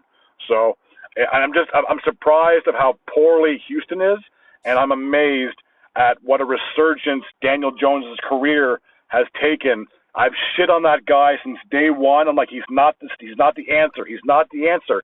But yet he goes to Indiana, and now he seems like he's the fucking he's playing like an MVP quarterback, and nobody thought. And the thing that amazes me most is, what is Anthony Richardson's future like? Is he going to end up getting traded because he's sitting on the bench? I think he was a first round pick like 2 years ago for Indy. He was supposed to be the guy moving forward. Now, obviously, heaven forbid if Daniel Jones gets hurt or has a shitty game, that's the only scenario where I see Anthony Richardson coming into play. But that's the only thing I can't figure out for Indy is, what are they going to do with him? Are you going to put all your faith and your money and your time and commit it to Daniel Jones? Or is this like a 1 year wonder, and then you let Richardson take under center next year? That's the only thing I don't know. Other than that, Indy's playing phenomenal, and Houston's playing like shit.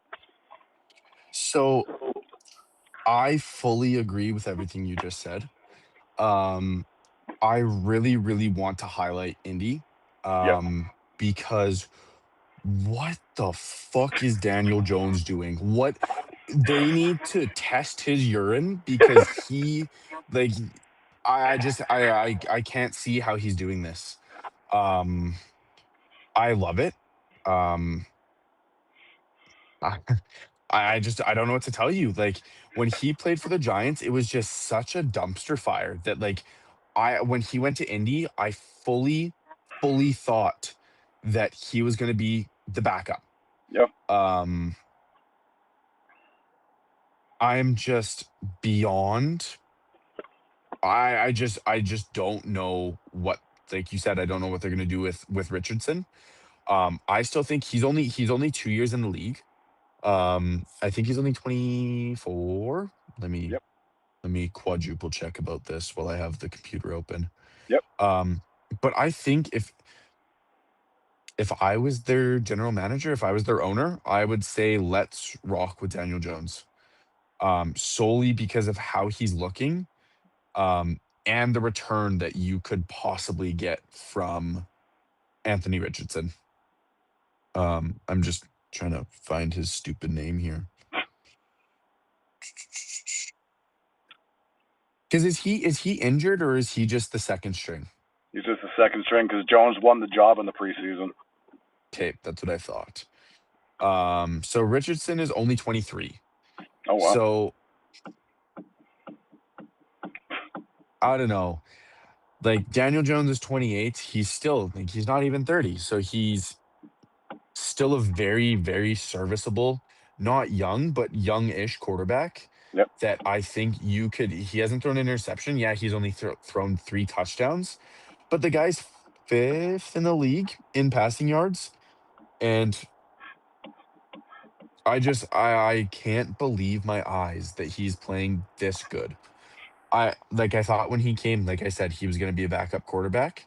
Mm-hmm. Sorry, he's third in the league in passing yards with 816. That's insane. Um, I cannot. I thought the first game was a fluke.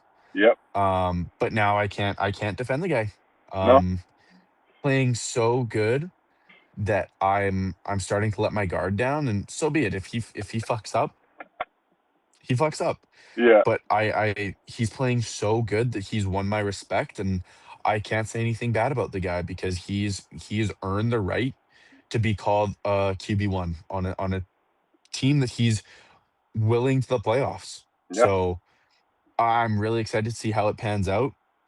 But yeah, you kind of hit every mark there. Don't really have anything to say about the Titans. Don't really have anything to say about the Texans. Jacksonville, I'm pleasantly surprised that they're 2-1. Yep. Um, but yeah, you kind of went over it all, and my really only talking points were about Indy. So Fantastic. Well, that brings us to the best division in football, and I know we both have a lot to say, but I really want you to take the lead on this one. So please, be my guest. What are your thoughts on all four teams? so when Kansas City was 0-2, I've never felt happiness like that in my life. Seeing Patrick Mahomes struggle, seeing Travis Kelsey bitch like a baby on the sidelines, I love it. I hope Taylor Swift leaves him. Never wish that on anybody because I think everybody deserves to be happy. But fuck Travis Kelsey, fuck Patrick Mahomes, fuck the Chiefs. I'm done with their reign of terror. They're exactly where they're supposed to be in the division. Um, I am very disappointed in the Broncos Yep. for losing that game to Indy. Um, for playing, I just don't think Bo has played to his potential. No. You can call it a sophomore slump. I'm gonna give it to him because I still think that we can make the playoffs. I think we're gonna finish second in this division because I don't think the Raiders will continue playing like they're playing. Not that they're playing phenomenally, um, but yeah, I just think the Raiders are going to fall back down to earth. I don't think with Xavier Worthy out for the Chiefs and Rasheed Rice out until what is it, week 7, week 6, week 7? With the suspension, right? Yes. Yeah. I don't think they'll have time to come back. I just want to look at the Chiefs schedule right now because I am curious to see who they play and what it looks like. So they play they play the Ravens next week. They're gonna get absolutely demolished. Have no faith in them to win that game. Um, they play Jacksonville, they play Detroit. They're gonna lose to Detroit. They're gonna lose to the Commanders, they're gonna lose to the Bills. I can't see the Chiefs having a winning record this year. And that's not even because I hate them. I just like looking at this schedule, it is a difficult schedule. Mm. And yeah, I don't know. I can't see them having a winning record. I think the Raiders are going to end up being fourth in this division. Yep. Um, but the highest I could see the Chiefs go is third. I don't think they'll take over. They're not going to win enough games because the Chargers are phenomenal. I'm going to get to them.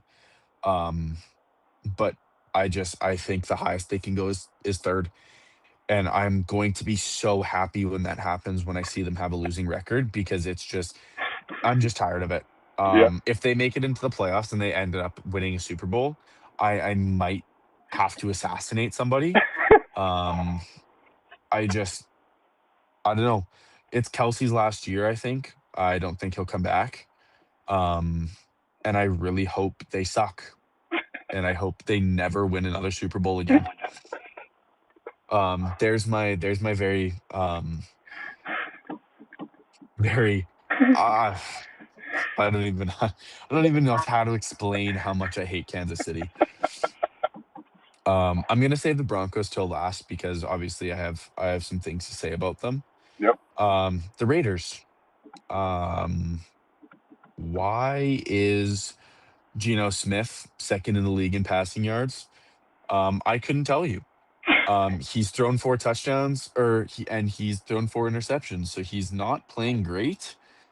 I don't know who he's throwing to because I have not watched a single Raiders game. All I'm really paying attention to is Ashton Genty, and he has been a little bit underwhelming. Yep. So I'm not gonna throw the alarm bell right now for Las Vegas, but I don't know. They're kind of on the outside looking in still. I think they have 1 or 2 more years until they're really contending in the AFC West. Yep. But also in 2 to 3 years, Denver's going to be better. Chargers are going to be better. So it's. I think in a couple years, this is going to be a three-team playoff division, and I really wouldn't be surprised about it. Um, yeah, like I said, I don't really have much to say. They have Max Crosby, absolute dog. I would hate to play against him. Yep. But yeah, I'll move on to the Chargers. Again, I've said I love a lot of quarterbacks. Justin Herbert, very, very good. Yep. Leading the league um in passing yards with 860 in 3 games, with a completion percentage of almost 70. Um, he's thrown six touchdowns, one interception. He's also has to be in the MVP conversation. Yep. Obviously, we're going to talk about it at the end. Um, but he's just been so pleasantly surprising, especially like even being in our division. I'm not ashamed to say that he's a very good quarterback. He's gonna will the Chargers to a division win. I feel really confident in saying that because I don't think the Broncos are gonna come out in time to win the division, and I'm honestly not mad about that. Even if they finish second, I'll be very happy with that. Yep. If they have, if they're if they win 10 or 11 games, I'll be really happy, and I can still see that happen. Yep.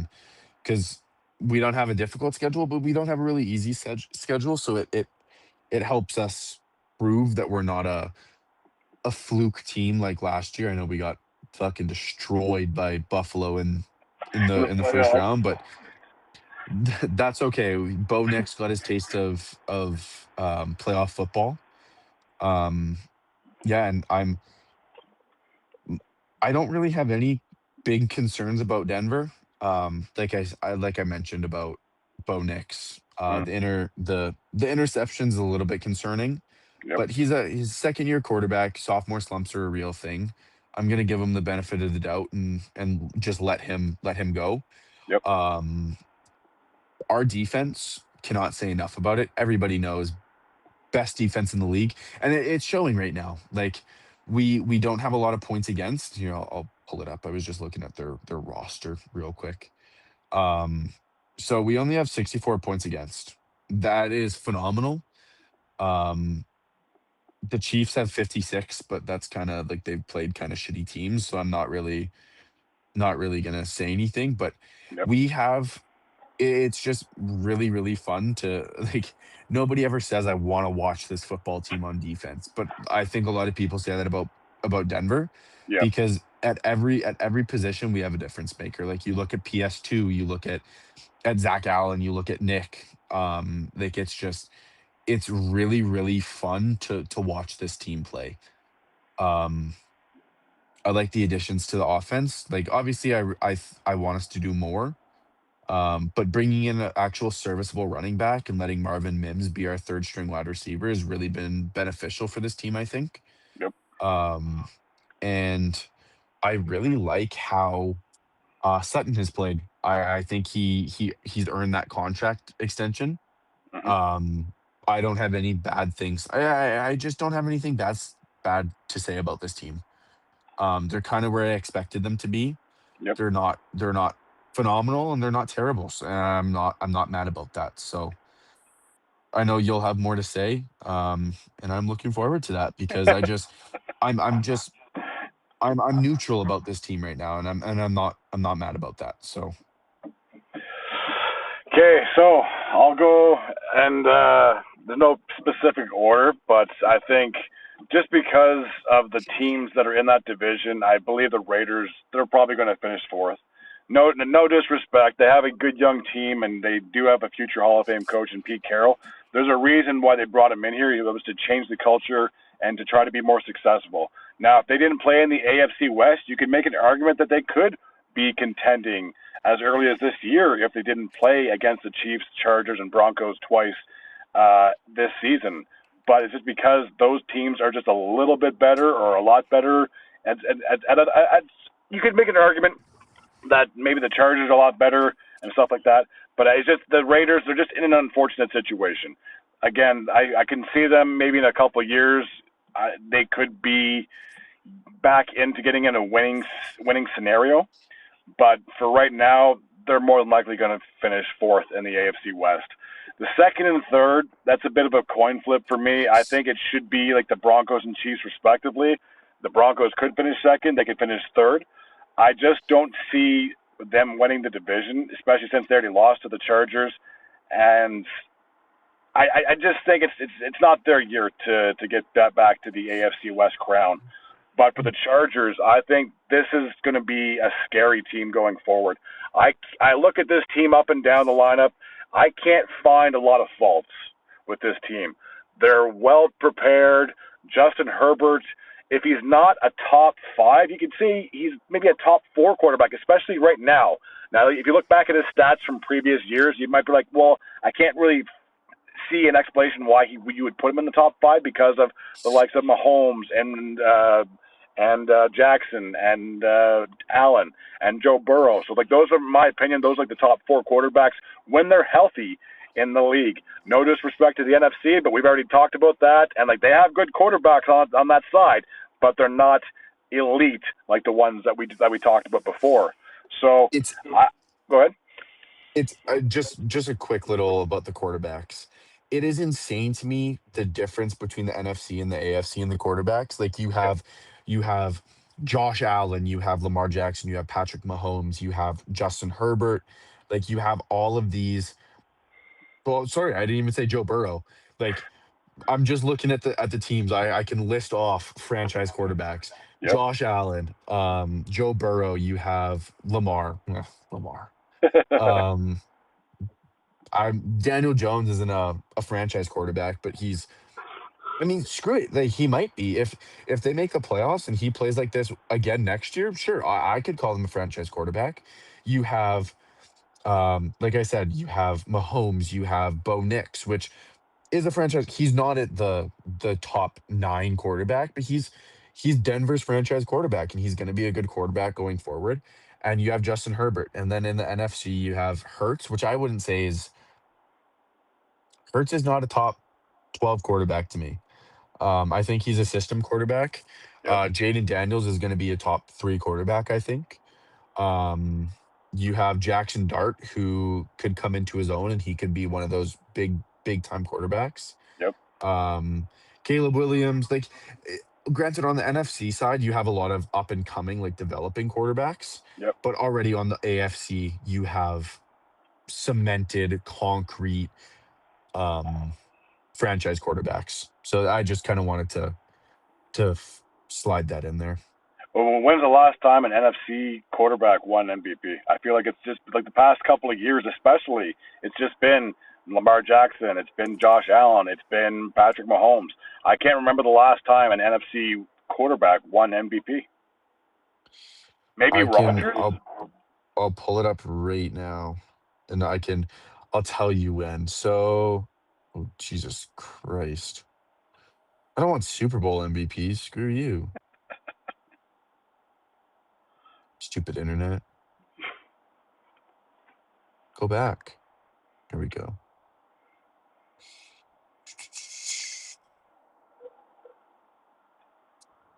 So Jesus, I don't want the 1930s. My God.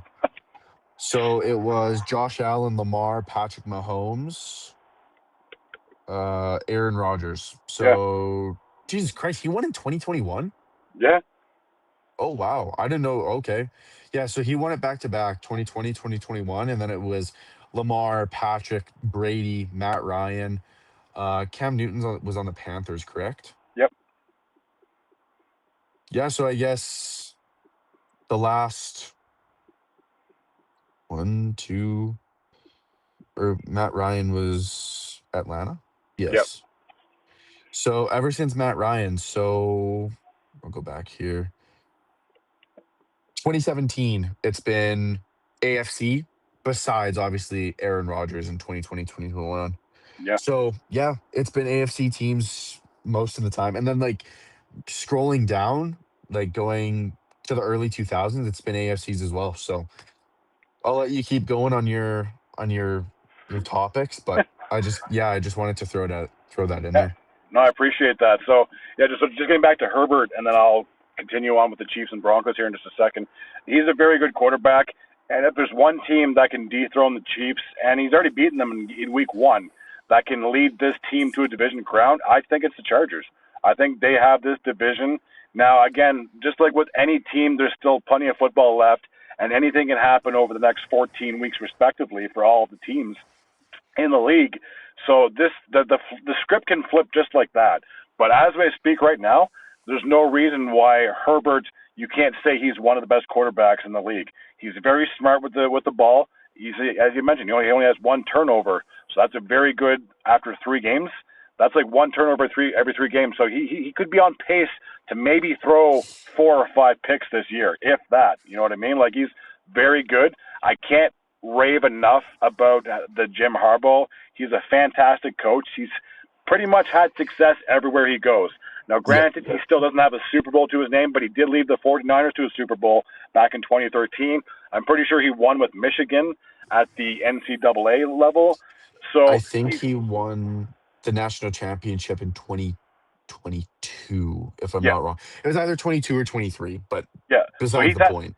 So he's had time to develop players. He's had time to, figure shit out. And like I said, he's always had a winning record for the most part everywhere he's gone. And obviously, he helped lead the Chargers back to the playoffs last year.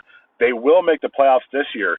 And it's so rare that you find a fan talking about another team in that division and raving about them, because I don't like the Raiders, I don't like the Chiefs, I don't like the Chargers, I don't like any of those teams. Obviously, it just comes with the territory. But I'm humble. I know when I can be like, listen, this is a good team, and if they can keep this mojo going and they can keep their winning streak alive, they could be a threat in the AFC. And I know in the past Exactly. they have chargered it when they've had leads and blown it. I remember, I think they played against Jaguars like 2 or 3 years ago, and they had a lead in the second half. They blew it. And then last year, I think they played the Texans. And I can't remember if they led in that game, but they evidently lost at the end. So they haven't had as much success in the postseason in the 2 games that Justin Herbert has had. But if they have home field advantage at SoFi, that could propel this team to get their first playoff win since God only knows when. They could get into the divisional round. It could be like a Chargers and Bills championship game, which would be outstanding to see, because both those teams have offensive threats like you've never seen. Keenan Allen seems to have like turned back time after he spent a year in Chicago. Now he's back. Yes. He's like 33 years old, but he's playing like he's 23. Like he's very, Yep. very good, and he's obviously taken very good care of his body. So I can't rave enough about this team. I don't find any faults with the Chargers. If they happen to lose, I won't be upset about it. I'm not going to be like, oh, they lost, that sucks. But Yeah. it just amazes me how well they are offensively, defensively. They have great coordinators. Obviously, I can't rave enough about Jim Harbaugh. He's a fantastic coach. And once his time comes, he will be inducted into the NFL Hall of Fame. It's just a matter of whenever he decides to hang up the hat and Yep. the microphone. So they're a very good team. They're my team to come out of the AFC West. So on to the Chiefs.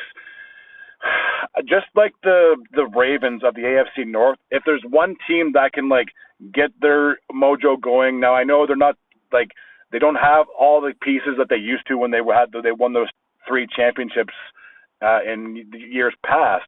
But if there's one coach in Andy Reid, another future Hall of Fame, like this whole AFC West is just full of future Hall of Fame of coaches. It's crazy to think that they have so many good coaches just in this one division. But if there's one coach that can help his team get out of the funk, if there's one quarterback in Patrick Mahomes, I can't stand him, but I have to give respect when it's due. And I mean, there's a reason why he's won Super Bowls. There's a reason why he's won MVPs. He can turn nothing into something just like that. And if there's one quarterback that doesn't necessarily need a number one receiver, and I know he has Travis Kelce, but like if Kelce happens to get hurt, it doesn't matter who he has as his teammates. He can find if he can find you, he'll find you, and that can Yep. lead to first downs, touchdowns. So he's still scary. I know he's not 30 yet, but he's still in the prime of his career. I can't, again, I hate him. I wish he played on another team, but it is what it is. But there's one team that can get out of the basement and get back to their winning ways. I think the Chiefs probably can. So that would be my argument why they could finish as high as second in that division. But I just don't see them unless the Chargers shit the bed and then they let this division go to crap. I think it's their division to lose. The Chiefs, again, they probably could finish as high as second. I don't see them finishing fourth, so that's why I think the Broncos and Chiefs will finish second and third respectively in that division. And with the Broncos, there's just two things I want to touch on. Then we'll make our things, and then we'll try to wrap this up because we have been doing this for like 2 hours. Yep. But the only two concerns I have with them is, again, getting back to the pass-heavy offense. That's the way Sean Payton was because he had Drew Brees for 10-plus years in New Orleans. So that's the kind of system that he's used to, and I understand that. But from time to time, it can't hurt to change it up. You have R.J. Harvey. You just drafted him in the second round of this past year's draft. Use him more. J.K. Dobbins had a good game against his former team in L.A. Use him as much as you can. When you get to third and fourth or third and three, use your running backs. Do a fake. Do something, because if you have Bo Nix throwing the ball down 40 yards and he's overthrowing, say, Patrick Sutton or Cortland Sutton, it's not helping the team, and that's what cost them the game last week. They didn't Yep. need to go for that deep threat ball to try to get in the end zone. They had 2 minutes to play with. Just get the first down and then go with it.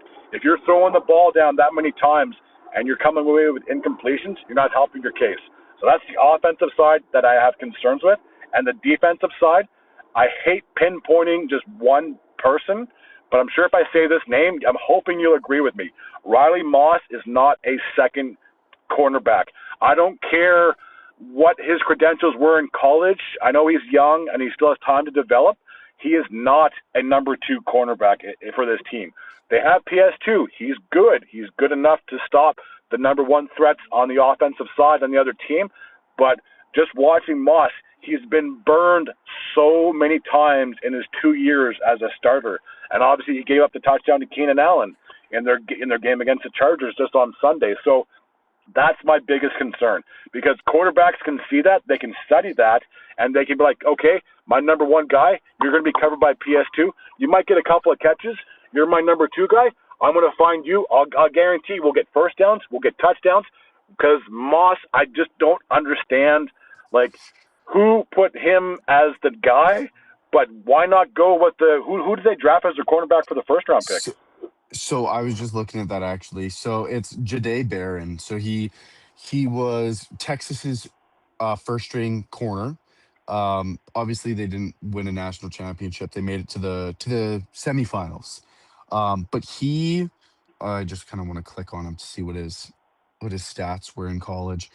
One of my best friends is like he watches Texas football all the time. Like every Saturday, he doesn't do anything except watch Texas. Yeah.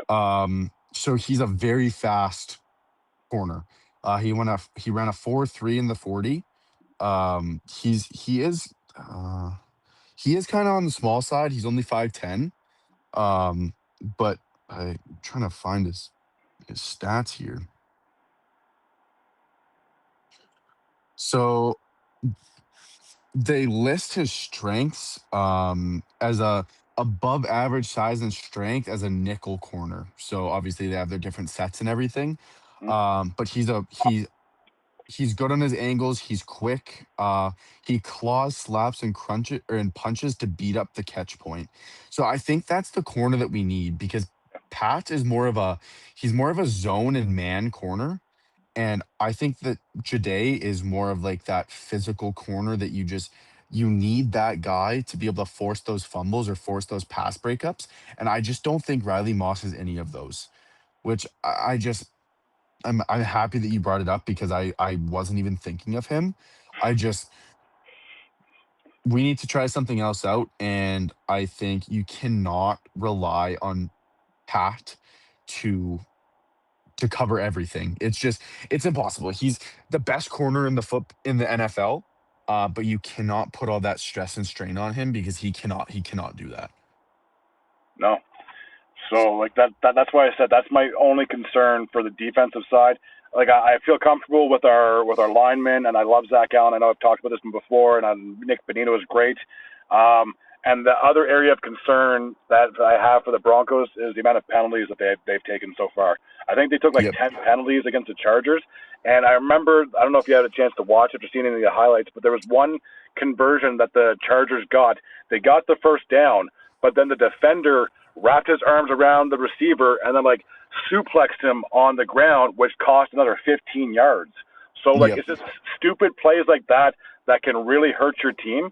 Like it's one thing if you give up a first down because of a good catch or a good run, but if you're adding onto the yards because of stuff you're doing afterwards, you're hurting your team, and that's why we're like there's several reasons why they're 1-2. It's been poor, consistent play by Bo Nix. You could put some of the blame on him.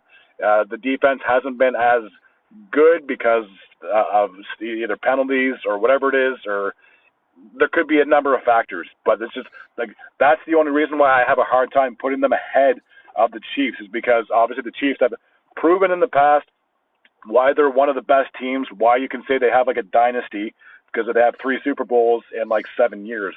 But that's why, like I look at that's what the only argument that I can say that I can see the Chiefs maybe finishing ahead of them in the standings. Now I'm hoping I'm hoping the Broncos can get their shit straight and finally get some wins, preferably on the road because we're still perfect at home and we need to win our Week 4 matchup to get back to even 2-2. But like it's just little things like that we have to tweak. I said this before and I'll say this again. Like we just need to run the ball a little more. I know Sean Payton has his ways, but like you have to open up. You have to think outside the box because if Bo is throwing the ball 40 times a game, that's not going to help his case, especially when it comes to turnovers or incompletions. Again, you stop the clock on offense, you're hurting your defense. Yep. I 100% agree. Cool. Well, I know you want to I know you want to wrap this up, and I don't want to keep any longer because I know you want to probably crash. But did you still say you want to do your picks and stuff, or what are you thinking? Are you still wanting to? Sure, why not? All We're right, already you can here, so you can have at her first. I'll let you go. okay. So if I had to think of 3 teams that I think for the AFC side that should make a push for the postseason, number one's obviously going to be Buffalo. I feel like I've already established that. The number 2 team, as long as they can stay healthy, I'm going to go with the Chargers. I think those are probably the 2 best teams right now as we speak. Indy, if they can, but I feel like Indy's good enough to make the playoffs, but I don't know if they can go into, say, LA or go into a Kansas City or go into a Yep. Baltimore, or go into Buffalo and win a game. So they might be good enough to win their division, but I don't see them making it past the divisional round. So I think Bills, Chargers. After that, you could maybe make an argument for the Ravens as long as they can stop fumbling the ball and actually start winning some games. So I think those are my 3 teams. Again, if Joe Burrow was healthy, I'd have the Bengals, Bills, and Ravens all day, and maybe the Chiefs as my 4th team.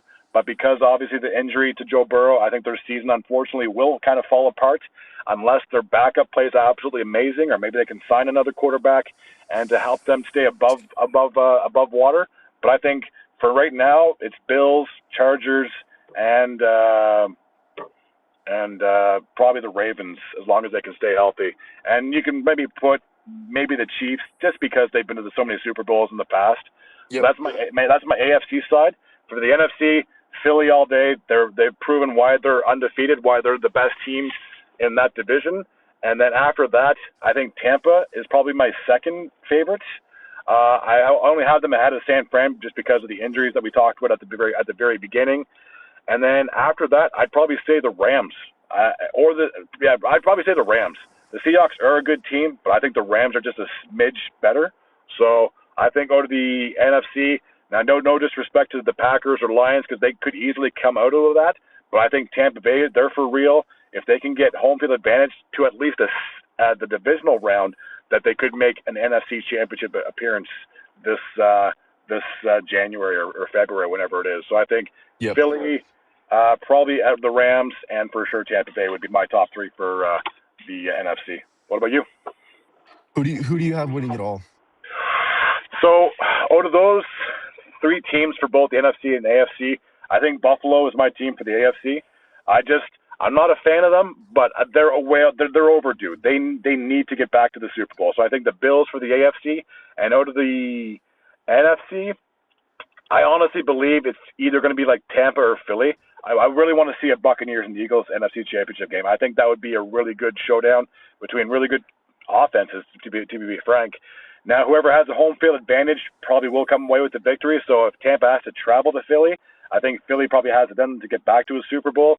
So that would basically set up like a Buffalo and Philadelphia Super Bowl, which I think would be outstanding because I'm sure unless you're a Chiefs fan out there, you want to see a different team represent the AFC. Yep. You're just sick of seeing the Chiefs always winning. And I've said this before. They're basically like the modern day Patriots. You can't stand them. Unless you're a fan of them, you can't stand them. So Yep. I'll say the Eagles and Bills. And I can't believe I'm saying this because Philly is a good team, but I think if Buffalo can get there, Josh Allen's going to be Super Bowl MVP. He's going to ride this team all the way, bring the Lombardi to Buffalo, and he'll be basically waving the middle finger to everybody else who doubted them because even though they are a very good team this year, I guarantee there's doubters just because of their playoff past experience and their fails and not being able to get over that hump. So I think Eagles, Bills, and the Bills come away with the Super Bowl. So I'll start in the NFC. Okay? I have Philly coming out. I have I don't know, but my gut is telling me that Detroit is going to win the NFC North, and Detroit is going to make it out. Yep. And Tampa. And then I'll go to the AFC. Obviously, you have to take Buffalo. Yep. The Ravens, and I'm going to say something completely different, and I'm going to take Indy. Okay? Um, I'm not saying they're going to win the Super Bowl because I do think that the Chargers are better than the Colts. But I just think, I don't know, I might just be super biased with how Daniel Jones is playing, but I really like what they have going. Um, I might just be trying to be different, not pick the Chargers, but I think realistically it's going to be the Chargers as well. But I have the Buffalo Bills and Buccaneers Super Bowl, and I think if Josh Allen makes it to the Super Bowl, he is going to have a masterclass of a game, and they're going to win that Super Bowl by at least 14 points. And then I have him winning NFL MVP and Super Bowl MVP at the same time. Perfect. We managed to come to agreement on the Super Bowl champion and the Super Bowl MVP. That's pretty neat. But yeah, I'm 100% with you. This has to be the Bills Mafia year because this crowd and this fan base has been praying for this for decades, and I think they're finally overdue. And they can break a few more tables once they get that Super Bowl win. I agree. Perfect, man. Well, I really appreciate you taking the time into doing this. I apologize it took so long for us to finally It's get this totally underway. fine, man. And if you happen to have time in the next couple of weeks to do this again, talk about more football. I mean, if we talk about football for 2 hours and the time flew by, I could talk about football all day. Shit, if Yeah, I could get paid exactly. to do this, man, I would do this in a heartbeat. I would love this. I could dream about it. Yep. So I really appreciate you taking the time, and I'll upload this out right away, and hopefully we'll get a few people to tune in. Perfect, man. Next time I'm on here though, we got to do some hockey before the oh Jesus, Yeah, before the regular season starts. We'll figure out a day to do that. yeah, for sure. All right, man. All right, have a good night, man. Yeah, you as well. See you, buddy. Bye.